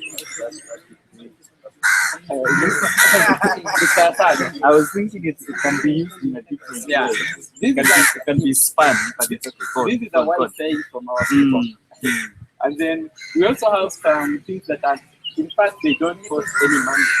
Most of these banks have knowledge that if it could trickle to the society, they could, and at the same time, the society could gain out of it. If you liaise with banks, I'm not championing for any, like for example, Paulu Bank, Paulu Microfinance, Rafiki Bank, you take them to the society because they are eager to establish contact with the people.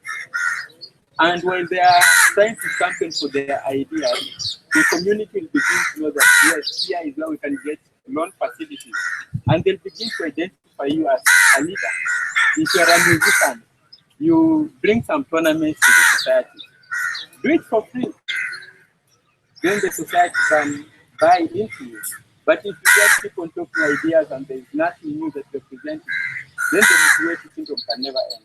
But I believe it can end at the world level if you come up with things that are too good to exist. Keep one and then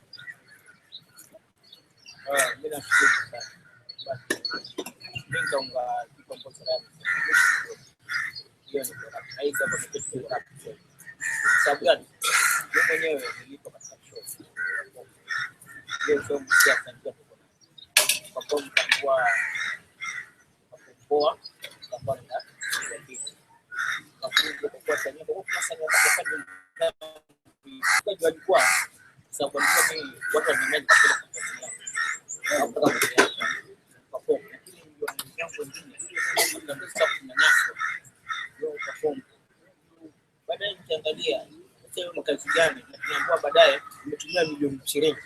Mimi mwenyewe sikulipa, nilipokuwa nimeambiwa kukomboa utalipwa 100,000 au kama 100,000 sikuona hiyo pesa. Tunaenda kwa mfano sasa niko Nairobi, kwani mimi na Nairobi. Sasa mimi naona kwanza lawama akisema tunaelekea hiyo hiyo sema tajana mwingine ambao kama mheshimiwa serikali kama atachukua kama biashara napata sheria anakula hapo ndio mzuri kwa sababu tunapata pesa za zimefanya nini hadi siku ya yetu na tuna uchungu na kiangalia situation kama mimi nasema mimi ni yatima sina wazazi najibotemoleka mwenyewe na benda ndapeleka kwa Nairobi. Naenda kulipa kufanya nini kwa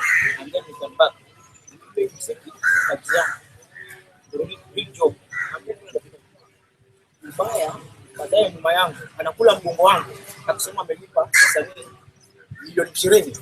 Milioni 20 ni kwa. People do complain. Wengine wamepata kwa kwa. Sasa kitu ni jamani.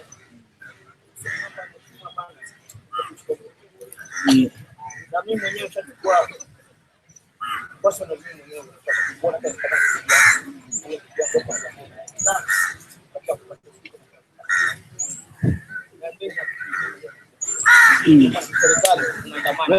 Weka hapa kwa BC BC kwa hapa. Sawa.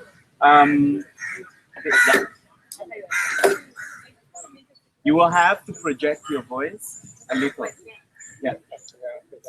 I just want to suggest that maybe we move from thinking and focusing on the individual and our individual responsibility, which can be useful, but also I think not and instead think more about structure. And when I say structure, I'm referring to the broader power institutions that are working with. And I include in those structures the funding institutions provide money for people like us to talk precisely about things like civic education and social change and democracy and good governance, but that essentially are designed to keep us busy, right? To keep us only focused on the workshop and ensure that we're not taking ensuring that we don't move from the individual to the community. So I just want us to reflect a little bit on that, because what I've observed here in Kenya is a tendency to focus on individuals, as well as to limit our sense of the source of the problem. We individualize our problems as coming from bad people. But we don't think enough about the structures that are the source of our present society that extend far beyond the human government. And a very good example of that is what we have going on right now with the Global Entrepreneurship Summit, which is being celebrated as the potential site for change in the world today, but is very individualistic. And they're actually co-opting the language of collective action. If many of you watch, I'm not sure if you guys are actually here, but I think many people are and he's co-opting the notion, the very notion of collective action by saying we can support each other through entrepreneurship. But again, that takes us away from the World Bank's view, which is from international somewhat sources of the world that are not responsible for any of us. There are no mechanisms whatsoever for us to hold But the conversation, and I think that we are making steps towards that. Because yesterday when we were having some conversations with a couple of people here, what we were saying is we have to start somewhere. So if this kind of kama maskani kama hii ifanyike, we can't then start thinking, very, very, very sort of larger things. Maybe kwanza hapa we ventilate, then in about 2-4 weeks we have another Maskani. Sababu vitu ambavyo vitakuwa we will have thought a little bit more, sababu utasikia kitu kutoka kwa mtu mwingine and you're like, no, I've never thought about it like that. Then we can have another one where we then begin to put in place some of the structures that we need to put in place. And I think that the issue that you're raising, yes, it is a big issue and continues to be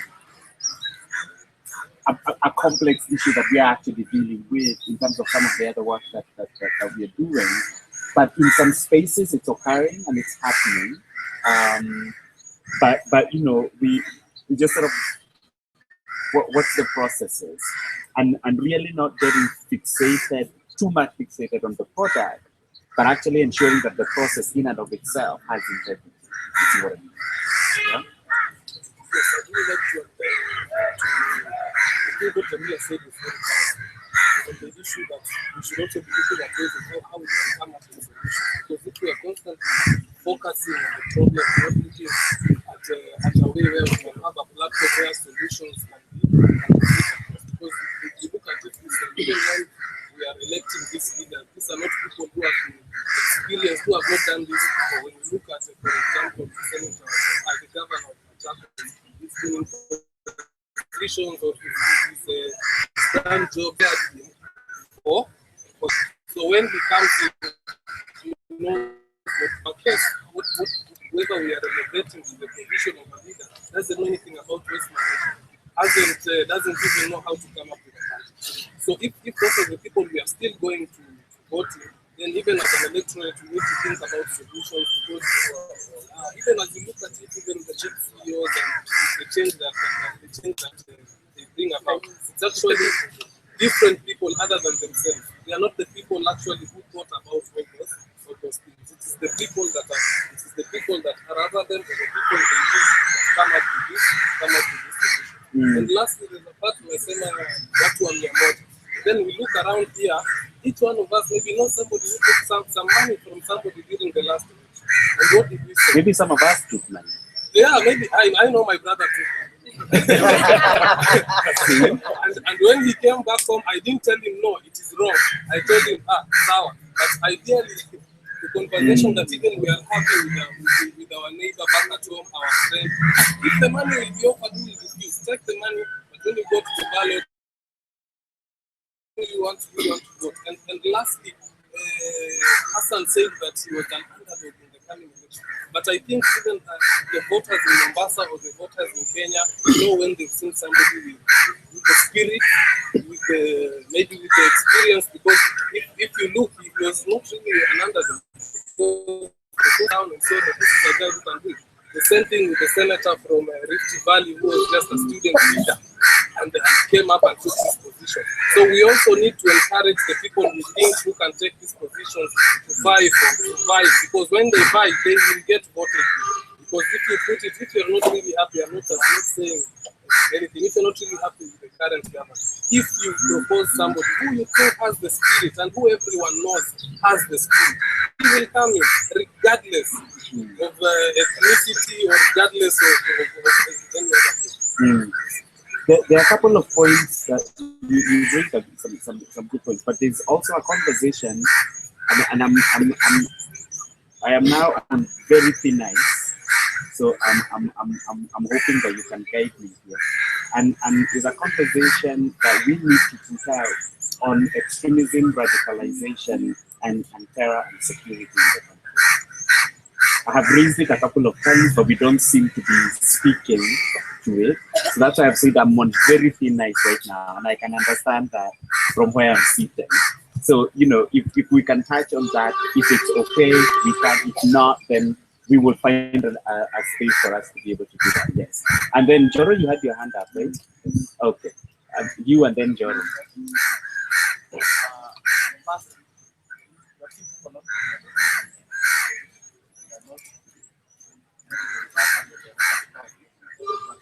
What you have in Mombasa, what terrorism is going on, because you have more buildings left than in Mombasa. What you have in Mombasa, just a small group, it's only to use the Maskani. Allow me to use my hand. That's what you can say. It's a small group sitting behind the houses and other houses. Talking, eating behind the sound of the sky. These are the group that has a political background. These are groups that maybe came as a result of pressure. But they were made. So it came as a result of a political background. These are pressure groups that started to support a certain politician. Now the politics are over. This group doesn't have sustainability. They are sitting there, nobody to bring 100 more, nobody to bring 50 more, nobody to bring teachers. These are the groups that is lacking. They are not well financially. They are not financially well. So they are coming up with groups sitting around idle. Now they think that they can engage in another activity, like throwing people around.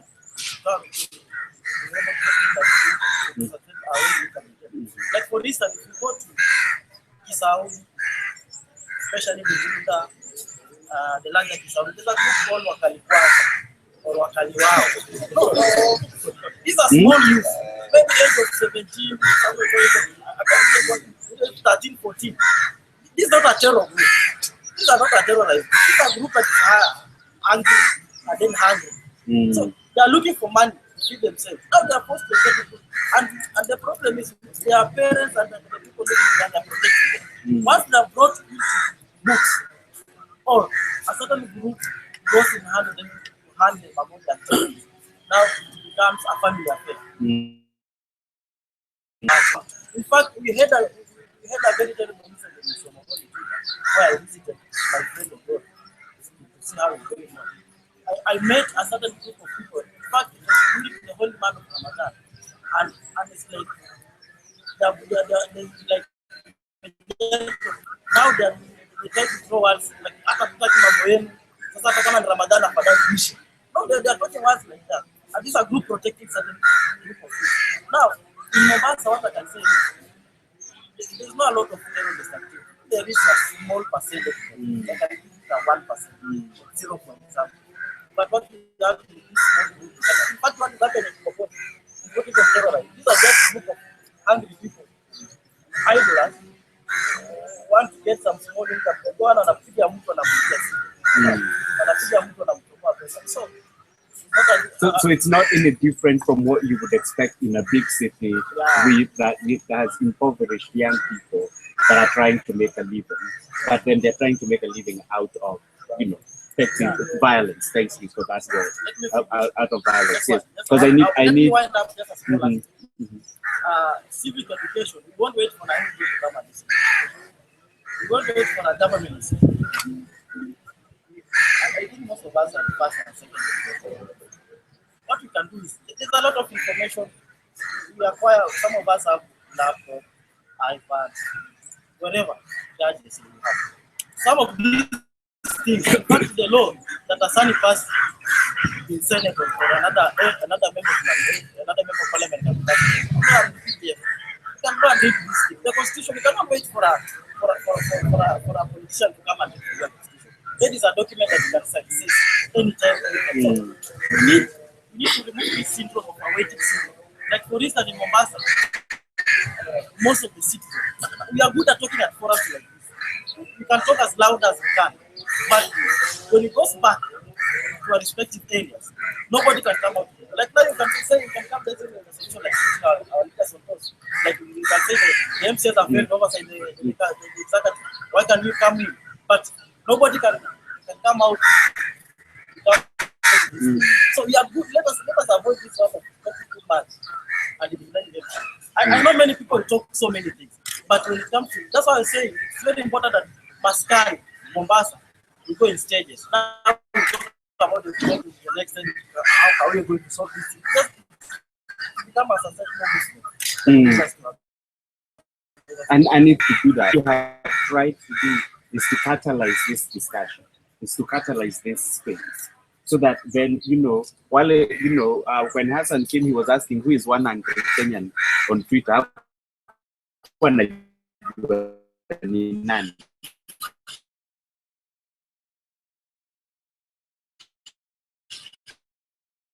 now that so hata hiyo jina ingine unatumia kwa Facebook unaweza tupatia ndio tujue ni wewe, because then we are creating a platform that can begin to move. The important thing is not each other. We are talking at each other, we are talking to each other, we are not talking with each other, right? So how do we begin to elevate the level of debate and move debate away from personality and bring debate onto specific issues, right? Joro, then I'll come back.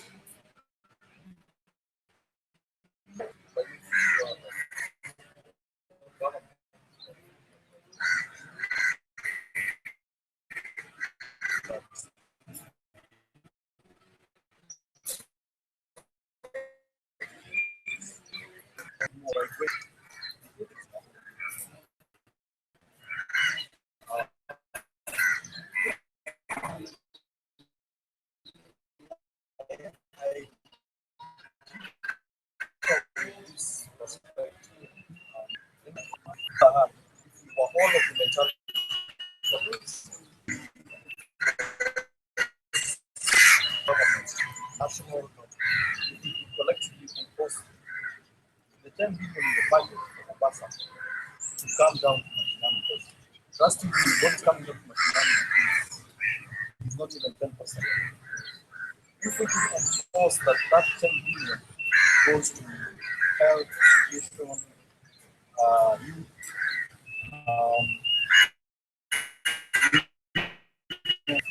so I'm trying to say, now something small. I think to have big money, not to have small money. There's 10 billion there. Don't go there asking for, we should be very many government. Force them to do more. Otherwise, if we move them from, let's say we take upon ourselves to sweep the street, then they don't have a reason to do that. We take upon ourselves, everyone digs a well, then they don't have to think about supplying water or how to clean water. Then if you take upon yourself every day, then they don't have to worry about education. So it would also amount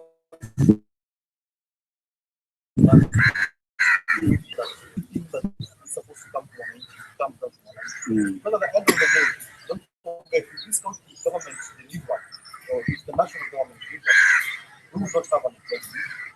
If we all go to public hospitals and get care, we will not, suffering so many things we suffer. So I think one thing that most of us needs to do is to highlight issues more and focus more on government delivery rather than trying to take some things from the government because we're not helping ourselves when we do small things ourselves. Actually, electing the government is not to do that. So I think we are making some progress. We moved from 100 per annum citizens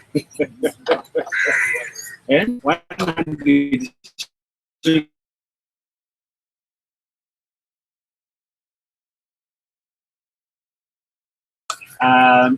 one voice is then working around what Hassan called the conspiracy of accountability,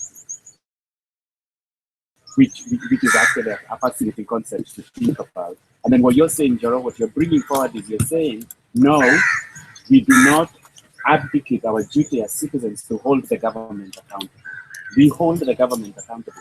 Even when we are doing whatever it is that we are doing in our little spaces, is that our biggest calling or our biggest role as citizens is to hold the government accountable. So it's continuing to think through what does that mean? What would that look like? If we're going to hold it accountable, what are the building blocks that we need to put in place to be able to do that? And I know you wanted to say something after him. Okay. No, you go then. I would like to contribute on not like my brother has said about radicalism and insecurity. There are two different issues that we're facing. Radicalism is there, alive. Doesn't bury our land. Doesn't bury our land. Radicalism and the insecurity is there. Those are two different things. And one of the reasons why radicalism is there is because of the way the government is handling the issue. There is no way that the government can get intelligence by untwisting the youth of the country, by oppressing them in quotes, by oppressing them. There is no way that intelligence can be gotten from the public. Because what? The public will be between the like a rock and a hard place. Not knowing where to fall. The terrorists will be after them, and the government will be after them. So no information will be gathered by the government. So it is clear that we are in the same condition. Not 1%. Look, I'm from Matengo. I know. Youths are disappearing, going to Somalia. Many. Not one, not two. insecurity. So what you're saying is we actually need to separate. So there's insecurity in terms of the normal. That's a weird way of saying it. Normal crime. That's just bad. I'm like normal crime. I'm like no, crime should be normal. A crime, right? And then and violent crime. But we are actually then talking about radicalization and the impact that is having in our society. And I would like, I'm wondering whether that also linked to the whole conversation that we were having around stigmatization, around intimidation, around voices being suppressed, and to what extent is that playing into that in our own ability as a community to be able to deal with what is going on. Okay, like there's idleness, okay, lack of employment for the youth. So, and then there is one thing. The elect people who know nothing about CSR. They know nothing about CSR. They know nothing about servant leadership. They know nothing about that. All their, like in their head, they believe that, okay, once the senator has issues with the governor on the budget, like they are so responsibility to defend the government. Why? I don't know.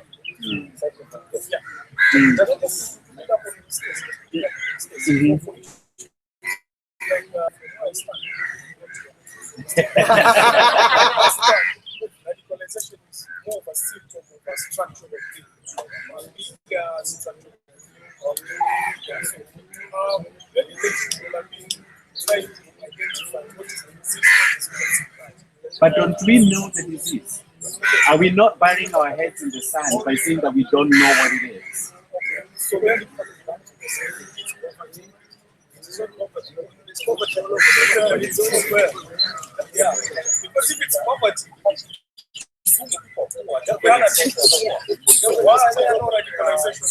so why is it rampant here? But I think there's one problem we're not covering. His feedback. I think one of the biggest problems of 16 weeks,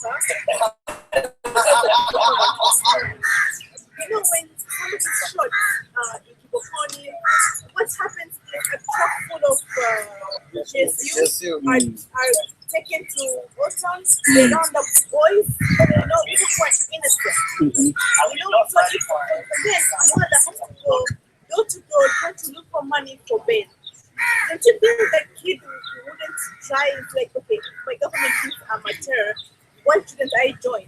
I should just join them, But what is it that had gotten the child to want to even entertain the concept of because the way it was handled. That and then he had raised his hand quite a long time ago. So maybe you can contribute after him. Sababu ashasimama.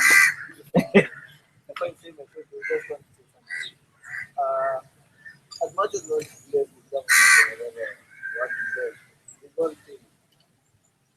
When the GSU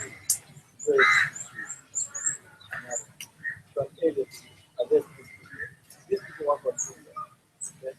That means the mother will not take care of the child. The child is at the wrong place, at the wrong time. Okay? This child will not be treated specially because he's a child. This child will be treated as a criminal. The government doesn't really know. This specific child was at the wrong place. Can I ask you a question? Yesterday we were standing outside the hotel looking for a ticket to come, right? So we asked a policeman a question about directions, right? It was about directions. We were like, oh, mahali fulani hatuelewi vizuri.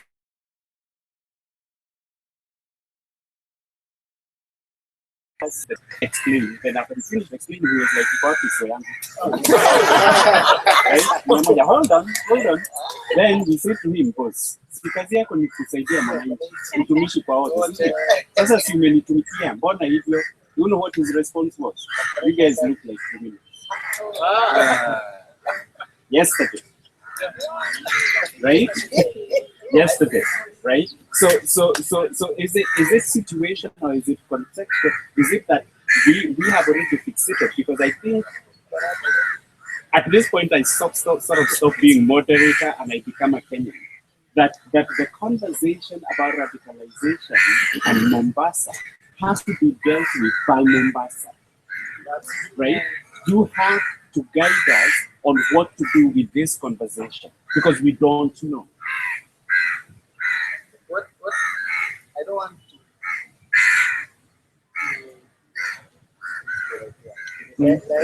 Sema tu ile imekuja.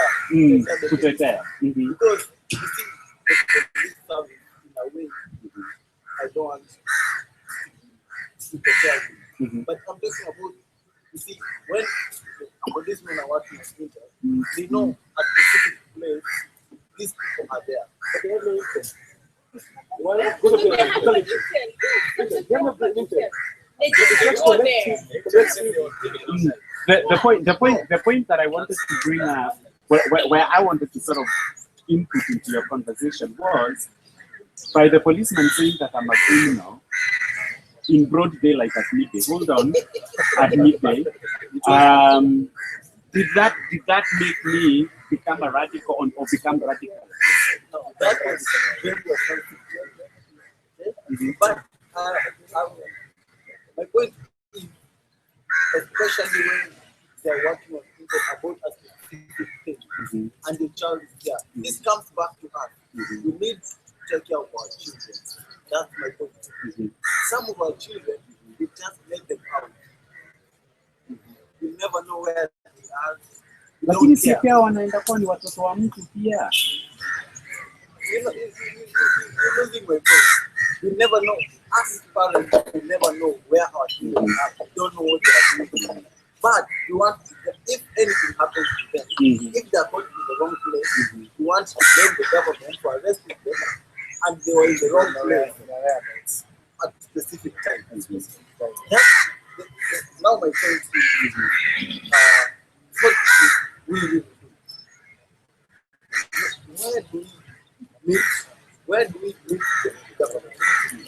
As we push the government to release the funds, we should also come up with groups, create projects, and also send them to them. That way, we can push them. If we don't do anything, they won't do anything. They just have the money for them. We say, the people say, Mungu anasaidia mwenye anajisaidia. Usipojisaidia, the government won't help you. They'll never care about you. Let me hold on. Just hold that thought. This man had raised his hand about 10 minutes ago, and I really want him to speak. Yes.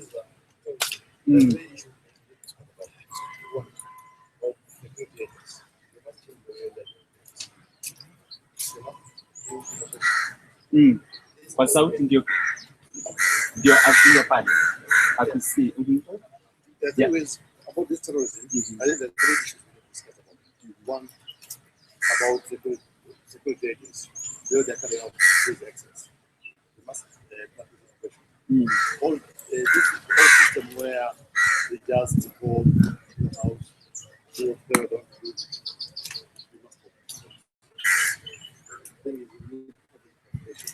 We need to sit down with the man, with the whole area, then not only where we can. I think it's coming out. We need to sit down and now start the beginning of this one.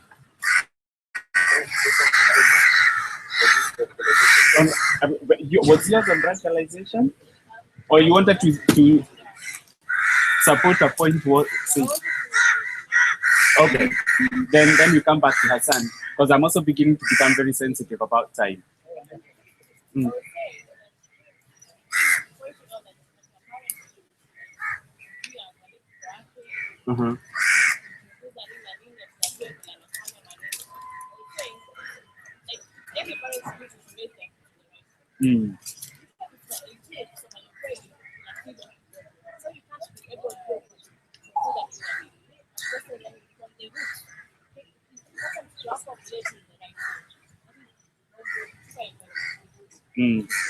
Mtoto umleavyo Hassan. There is struggles of radicalization passionate to me because they are giving a lot of the reason that they are thankful that most of us here are radicalized. And the purpose of the radicalization is essentially to find poverty, certain sense of criminality.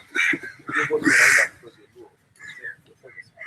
You vote for Uhuru because you're like, because you're controlled. That other side is already. The only thing you've not done is you've not graduated radicalization, violence. So what we did in 20 was parallels violence extremism. Again, what my name is, that we went transnational. So every time we vote for Raila, without the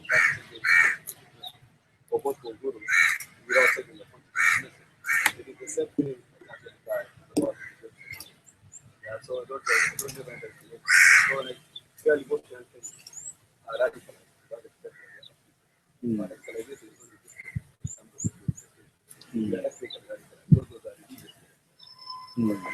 Then now use that radicalization to now foment violence against another group of people. Now that's where it becomes violence. So I think it's just that we have not graduated our radicalization. We're still fighting in the ideology of politics. And I think I want to say to do justice to this topic, some of us can decide we need to facilitate this particular conversation because this is something that is so painful for us actually. And what the worst bit about it is the strategy that I don't understand that but just the parents or people naming people good enough.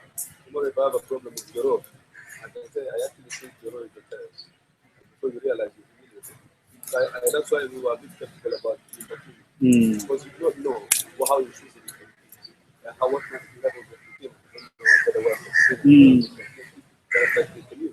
So tomorrow if you allow an unqualified program of community policing, you might find you owe me money before you come to me. I said that man is a tank, he's a criminal. But I'm sure he has some people money. He's killer. So I think we need to be very, very, very cautious. The one last remark, I made an apology there, I want to leave. And I think I'd like to get to the side. It's about neutrality of activism. Why I want to respond to that, I was following up there. Neutrality of Our activism. okay. For most of you here, I want to do that. I am an activist. We used to, in the case of God, we regarded ourselves as activists. This is the only country that I know the word activism is directed. Yeah, but many other countries, activism actually, when you are called Mwanaharakati, means you are somebody with deep concern about the results of the society. Why am I saying that? You know, we always used to have a conversation. There was a point at which we were said to be quite close to ODM in Raila.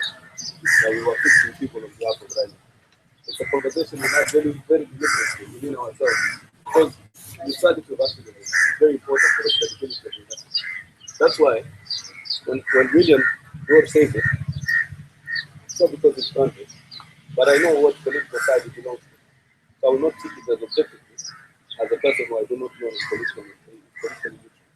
And that's because I share an idea. We should ask ourselves, if Raila is saying no to extrajudicial killings, and the country is saying, just because our ideas tally, doesn't mean we're supporting a political opponent.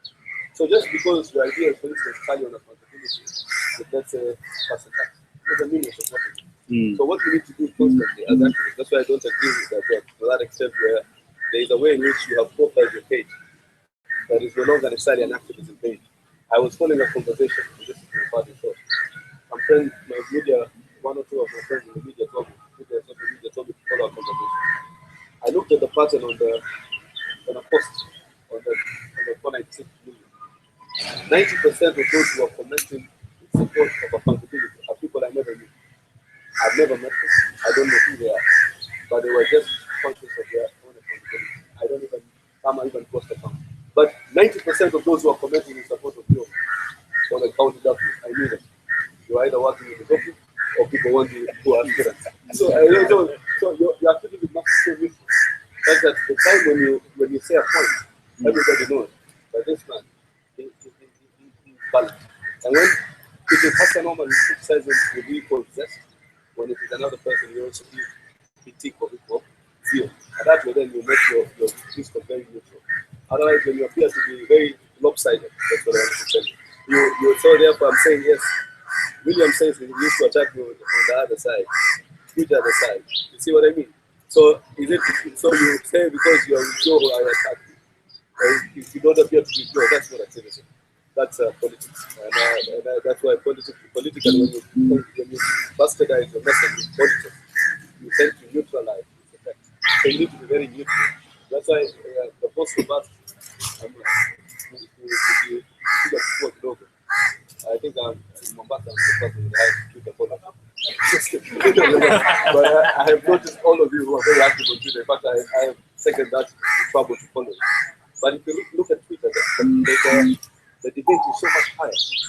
And the people who critique you even do it with such decorum that even you can return a tweet and say, I don't agree with that. But anyway, let's do this for this. Or you find that the conversation with the Facebook is a little lower. But so I can tell you, that's my general opinion. It's true. So that's why you see I manage my own Twitter handle because I know it is you engage people who at least have the decorum. So I think what happens is the elevate the discussion in Mombasa County beyond personality to issues. That's why everybody now thinks as part of propaganda, one probably wants to run for governor, or is this a witty camp or this camp? The fact is for you now to return the conversation to issues, and I think that will be a focus point. And this I think can be the critical group to carry that conversation there. I'm so sorry for taking a lot of your time. I think you could almost have flown on No, that's fine. It's just that I want to follow up on and to Hassan, to put you then on the spot to support with a couple of people from here to then have that conversation on radicalization and violent extremism as pertains to Mombasa in a way that Mombasa understands it and Kenya understands it, because we don't. At least, in terms of the streets that we occupy. That's why we can do that. We agree on a time. We can come to send the group. Yeah, and have this conversation before first we galvanize part of our thinking. Because sometimes it's important to galvanize your thinking internally before you go external. One of the reasons sometimes I find most of the people for this professor getting here amateur because you find too many people talking about stuff. First must galvanize your thinking internally. Become one single unit. That's why the unit has movement. It's very quick. I remember my friend called me yesterday from Kenya. Unit has worked people who are living in the bottom of the hey, how come nobody's talking about Abdulmalik and Obama is coming? But you find it very strange for me to talk about Abdulmalik because in your perception it's a terror suspect. But even if it's a terror suspect, it's not held indefinitely for the last 8 years. The values of our constitution and the practice that Obama committed to close Guatemala. So what I'm saying, you can come together as a group, organize. And remember, one of the things when I told you I can't, one of the reasons I said I don't want to confirm online is because if I said I was coming, I know how politics operates, right? I have some friends over here will have brought other people. Not to come and converse and to bring something. So if we can agree, I personally have my, sometimes I know this is what I do.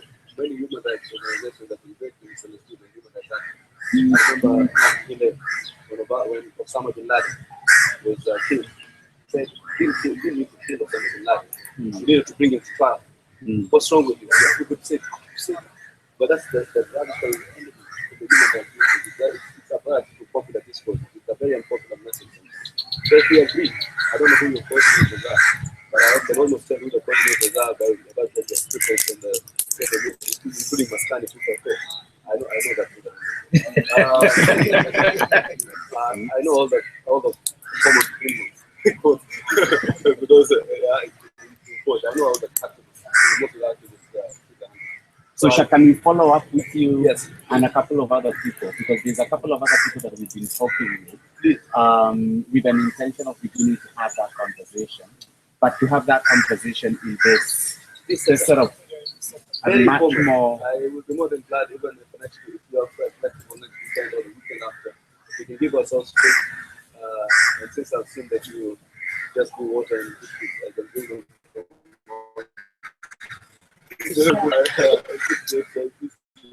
So we can support you. I work together. Okay. Thank you. I do appreciate it. Okay, great. So we can make that happen. I think the other component component of the what you're raising, that we are moving towards the end. My commitment was actually not to go past 1 o'clock, right? We like to keep it very short, whatever. We really don't want to go past 2 o'clock. But it's good. It's good. We've gotten somewhere. Is that also, it's elevating discourse.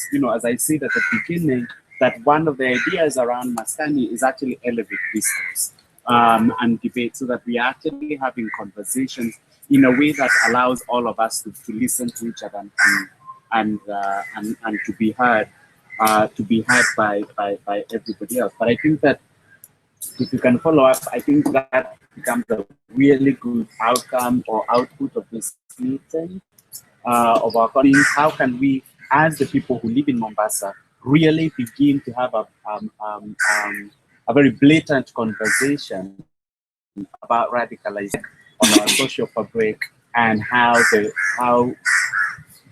we are being perceived in the rest of the places.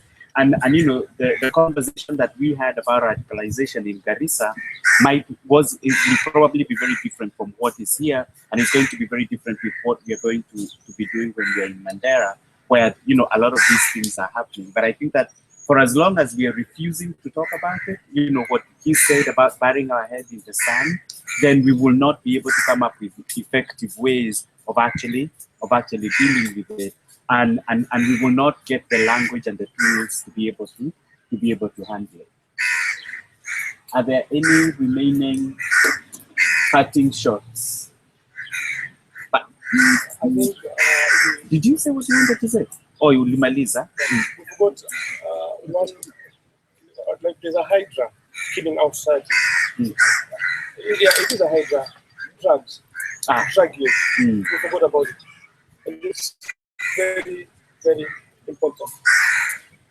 Can you imagine from the Vanilla to Lamu, the youth, which is the backbone of the future of this region and the country as a whole?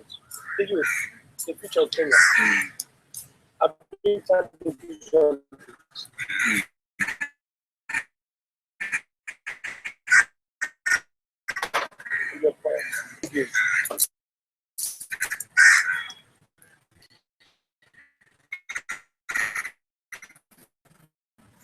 We didn't touch on it. From the demand, right?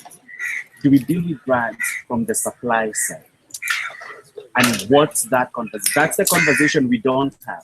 We have a conversation of people who consume and the effect of consumption. Right? We are not just supply and the supply networks and where they are. That might be a much more useful conversation to have. I knew people will sort of slide into their seats and be like, hey, that one. Watu wamekaa hivi sasa.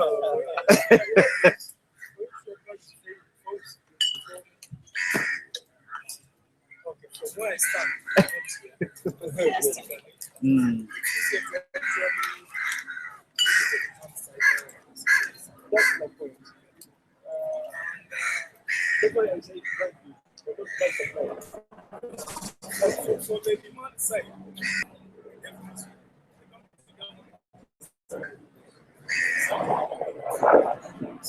Caesar is ready to but more is needed. More is needed. So all the health centers treatment program running, app running, staff, everything. Okay, let me put it this way. Actually, UNODC has a program. It's more or less of a global program.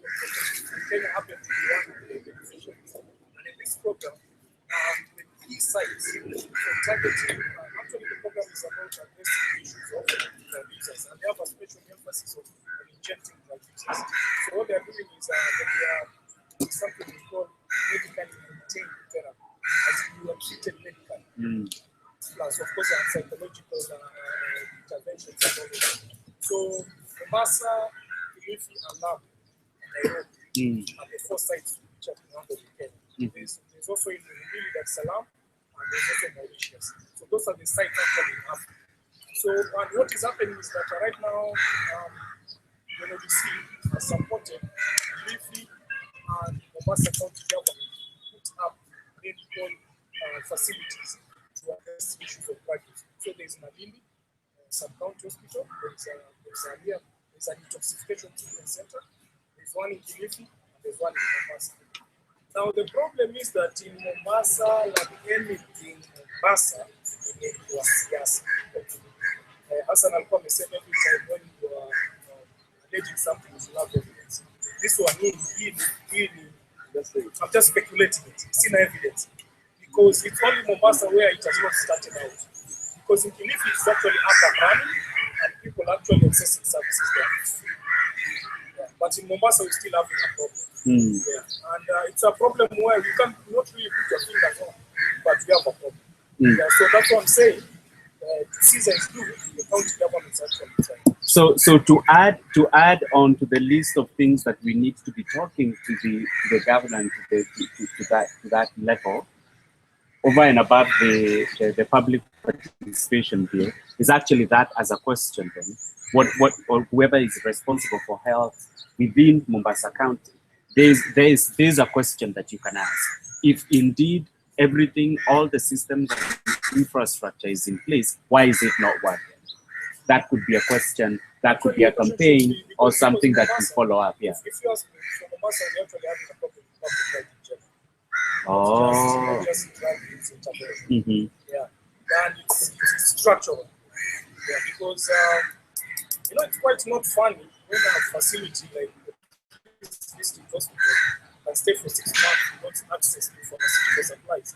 And Kenya's largest warehouse of Kenya's statutory pharmaceutical supply is actually in Changamwe, 3.5 kilometers away from us. This one has 21 million per year.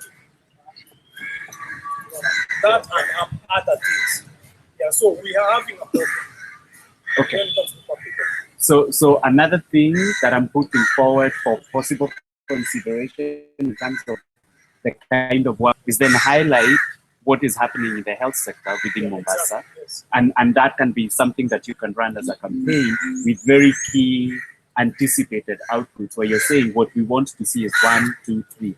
And actually those kinds of campaigns are working only when they are very structured and you're really expecting an output from it. I'm going to take from the guy at the back. And would you introduce Ababu Kuweko when you were introducing ourselves? I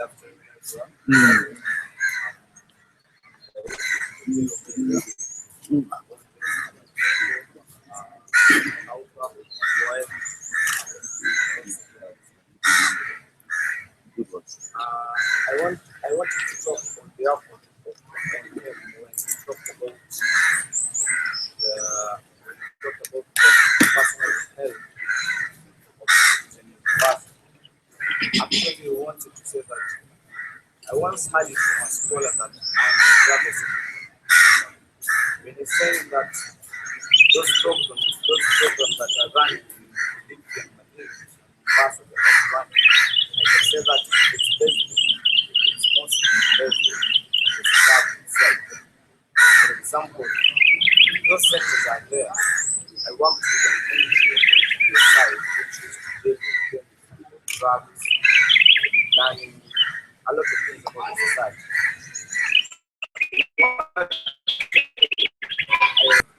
The society, people in the past, they're not actually taking that step of change the situation that we're in. For example, we have a lot of rehab centers, but you can't find the those rehab centers. And that actually comes from the society. You can't expect somebody else from outside, or you can't expect the government or the social health workers from that institution to come and force like drug users and drug doctors and other people to go to institutions like that.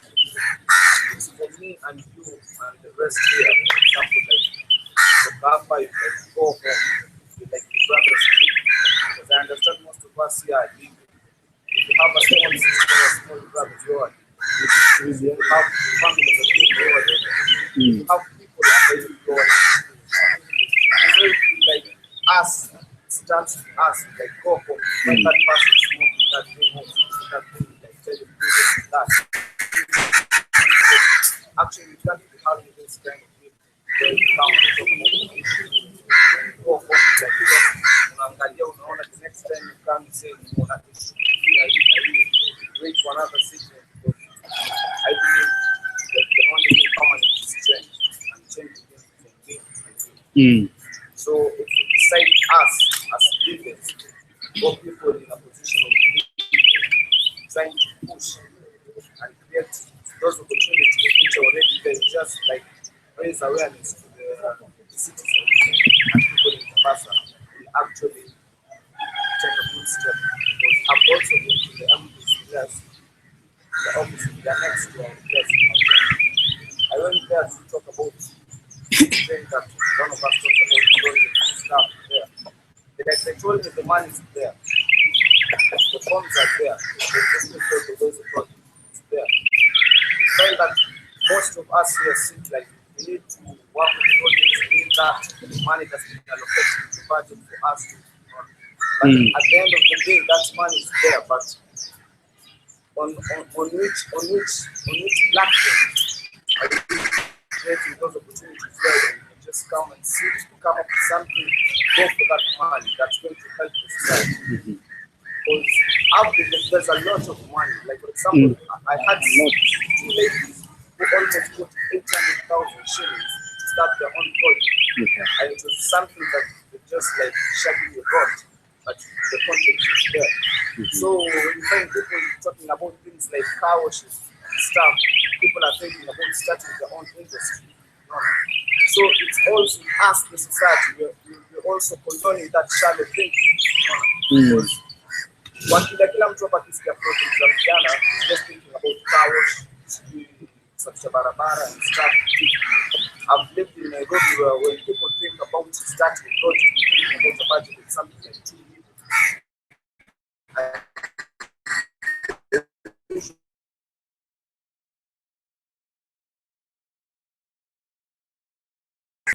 According to how they usually go on their daily plans, you find that things are happening. So the problem I can say in the past, it's not government, it's not the institution, it's not about the money, it's not about the MPs, it comes from us.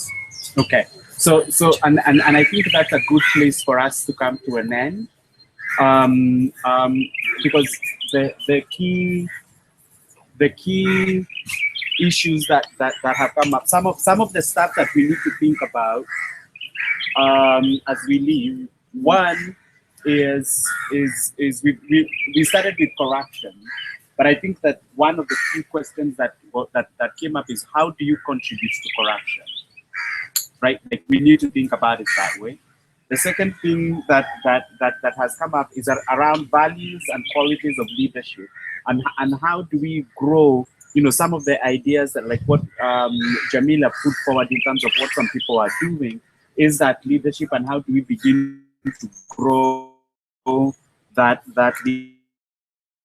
not hold. And I think Njoro was very, very articulate in actually saying, yes, we can do our little things where we are doing them. However, we must not let go of holding the government accountable. Like that becomes, it is part of being citizen. It should be in our DNA in terms of holding the government accountable. But we've also had a lot of discussions in terms of then what are the instruments, what are the tools, how do we do that, and how do we ensure that the debate that we are having with our government is actually something healthy, and it's something that is fruitful and will give us a certain kind of result. There's an issue that came up that we really didn't pick up on, and it's something that we need to think about. And it's this whole, it's a cultural issue, it's a social issue, it's a religious issue, it's an intergenerational issue, and it's the issue of citizens versus leaders, where leaders are seen to be with the ones with authority and power, and that we cannot then speak, we feel like we cannot speak into that power, like we cannot question it.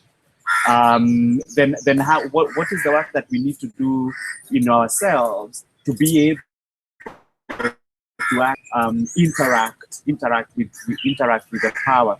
And it will take a huge shift on now all of our parts to be able to actually, there are some of us that are still unable to scream at our parents. They will say something, I will just smile, be like, sawa. Then I go outside and I start banging my head on the wall. I'm like, oh, you're mutu. Because I'm still unable to say something back to my father or to say something back to my uncle. You see what I mean? But so it will take a bit of time. But then when you're an active citizen and you're practicing your citizenship, to what extent does that stop you from then being a citizen? And it's something that maybe we can have a bit more debates around that. We've had a lot of debate around public participation, and there's some homework, some work that we need to follow up on to figure out where it is and what is it that we need to do to be able to ensure that it has been implemented and the fruits of it are felt. There's a conversation that came up that we really also didn't pick up, a lot on, and it's the conversation about politics and governance and understanding that politicians are in it for themselves, right? So if politicians are in it for themselves, what's in it for you? Who is looking after your interest as a citizen, right? So as a citizen, wewe mwenyewe, you actually begin to identify, okay, here my interest is X, so I'm going to become an activist, quote unquote, if that's what it takes to do. Joro, and there was some conversation, and I think it started from this end. We just sort of in summary in terms of moving from each one teach one. So if we do not want to be 100 shillings per annum citizens, ile unatumia ukivote the following day do yako ishatumika. So for the next 364 days ufanye vile unaambiwa. See, you are bought. So you're somebody's property, right? So how do we actually move from that conversation? How do we enable ourselves and empower ourselves? Does my brother come home and say that he received 500 bob, and I'm like, Imam, endelea tu hivyo hivyo? Or does he come home and he says nimepewa 500 and I cause a ruckus, right? And we actually have a debate about it, saying, how could you do that? And it goes back to our values and where our values are as a country. But then, the conversation that was brought up in terms of what is the one voice that we can use. If we want to use Maskani Mombasa, we are very welcome to do that. But can we create something that is an online thing that then leads us into this conspiracy of accountability, so that we can actually hold the county government accountable for the things that they're supposed to do, but then understanding that we need to participate.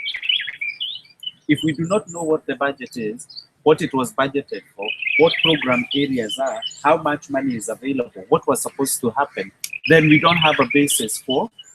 We will always be coming at the tail end of when pesa zishakuliwa is when we will be making noise. But then if we can actually know this is when the budget is being put in place, we can actually contribute, we know how much it is, and we are demanding for things based on the budget.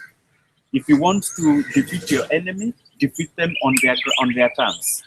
Si mmetengeneza budget, mmesema mtajenga shule hapa, sawa, shule iko hapa. That's the way you're holding the government accountable. The conversation about making the big demands, so which goes into the conversation on the conspiracy of accountability. And then two other major areas that we will need to look at. We will follow up with Hassan about having a radicalization, violent extremism conversation. Tupange maskani ingine kama hii, and we just have that conversation. And then we also do need to have a conversation about drug use and drug availability, or that whole space that we need to follow up on. Sawa sawa? around, Mm. I think it would be better for us to invite clerics. Yeah. Clerics. Mm. Because they have a ready audience. The mosques. Mm. Like if you had 10 clerics in one city, the same message can be relayed to the ummah. To the You understand? The people, the Muslims. Whereby the parents should know how to handle their children, as they're gonna say. To the madrasas, it's So a key component of that needs to be the clerics. Okay. I want to. One other thing, just next time, another one. You also need to tell us how these conversations have impacted other areas and how it has changed, so that we can also maybe benchmark or see what the bigger picture is or where the end of the road is. Have these conversations elicited action elsewhere? Yes, we will do that. If I start going into it now, I like talking. We will be here until 4, and I am already 10 minutes past the time that I wanted to for us to end. Very quickly, 30 seconds. 30 seconds. I have a request. You are talking of the money, Yes. or the 1.1 billion. That's not accounted. Okay, we had started a hashtag, bring back our 500 million, 500 M. Okay, maybe you can help us magnify it, or you can help us with other ways. Choose another hashtag, make it go. Okay. Then the other thing is, if you can help us, because we have seen it is very effective compared to Facebook. You can help our page at Maskani. You can help it get more likes. What we can Followers.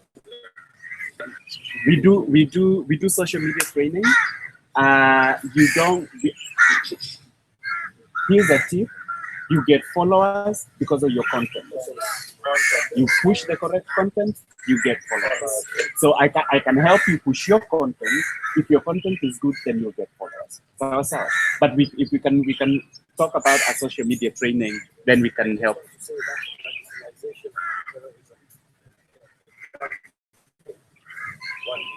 We make that into 1 minute. Equate here. Okay, so On the social media training, there's no training at the end of this month. There's somebody I want to talk about. There's somebody here that I want to talk about. What is the spirit of participation, the spirit of education, the spirit of awareness. 2 minutes to talk about what you're doing, so that we end. Yeah, and introduce yourself because you had not. Oh, I'm Jam.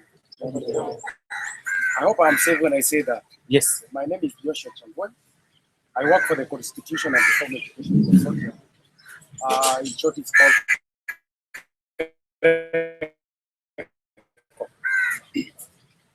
Lakini nataka kusema kwamba hii safari tumekuja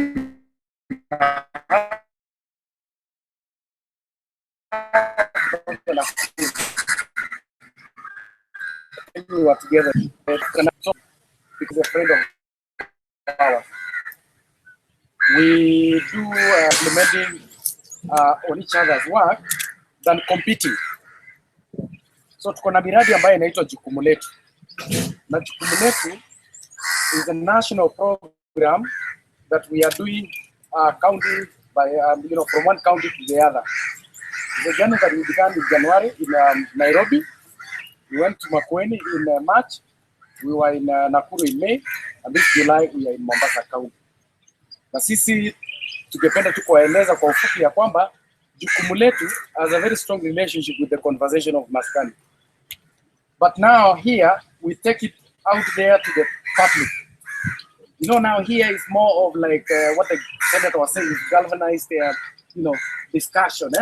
and thinking and more focused, yeah? But sasa sisi tunatumia wasanii. Tuko na Kenyan Institute of Puppet Theatre ambayo wanachukua local talents here wanafundisha, na mwenzetu Tony yaka hapa hivi. Yeye ndio mwalimu for the next 1 week here.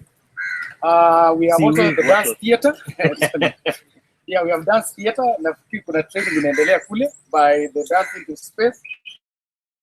Cartoons hiyo wataingia kesho. Tutakuwa na DJs.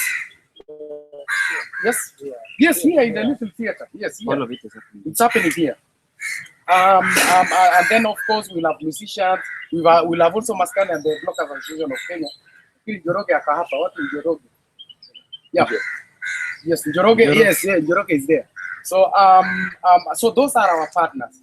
The people who will be doing the actual work in partnership with the youth at the county level. So ninyi mnaalikwa. Na mwaliko ambayo tunawapatia ni kupata hiyo contacts kutoka our partners. Like big, they have a very important training on blocking the use of social media. Na nimeona is a big issue here. And it's open, Njoroge, isn't it? And you invite all of them even to come for your training on Thursday, isn't it? Yeah, so you're all invited. You would be an expert, but now you know the dynamics of blocking is changing in this country. Unapata mtu umefungwa ama umeitwa na CID. Na ni jambo tu uliandika yani innocently, something like that. And I know we also want to like advance this conversation, like now here in Coast, the issue of radicalization is becoming, even people don't understand. I was in a meeting on Tuesday here, and somebody said radicalization is not a bad thing. People misunderstand. They think radicalization is just being bad. If I'm a follower of Jesus Christ and I believe truthfully to Jesus Christ 100%, I'm radicalized to Jesus Christ. And why do people not see anything bad about that? But if I have another belief where I go to Somalia and bring weapons and do what, people have a problem with me. So people, and I like the way the senator was saying, people don't understand what is this. So you can see these subjects, we normally use it. Until even when you hear radicalization, unafikiri ni kitu mbaya. So probably, I think these are the kind of the conversation. Then lastly, nilipokia the campaign. Ni kwamba, hizi trainings ambazo tunafanya hapa, the climax of it all will be on 1st August 2015 at Mama Ngina Drive. Pale tumealika watu wa County Assembly. Senator pia nimemwalika hapa na amekubali akuja kuwa hata mgeni wa heshima. Ule jamaa yenu anaitwa Marwa ambaye anajulikana Kenya mzima atakuwa pale. IEBC, the Regional Elections Coordinator, ametu support by having voter registration.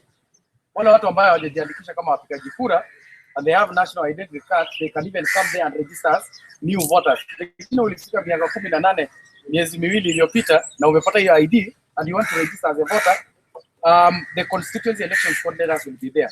Kama umejiandikisha kama mpigaji kura lakini hauelewi utaratibu wa kupiga kura, umeisahau kupitia ile mambo ya PBR, EVID and all those things, they will be doing a lot of practical there. So we would like you to spread the message and have as many people to come. And Maskani are not running away to Nairobi. We will hold them until that date because of these things that they are doing. Sawa sawa? So we want to have Maskani. Tukue na hawa ama tuwaende Nairobi? Sasa nini sasa hamna bahati, tutajipanga. Thank you very much. What you saying?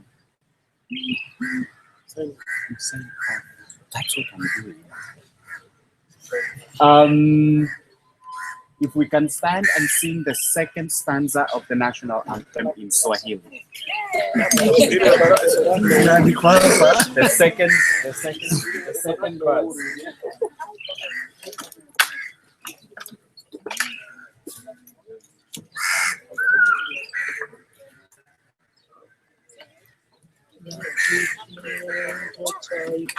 Na tujenge taifa letu, ndio wajibu wetu. Kenya istahili heshima, tuungane mikono pamoja kazini, kila siku tuwe na shukrani. Thank you, everybody. See you next time. Yule ambaye hajasign. You know, when I'm in the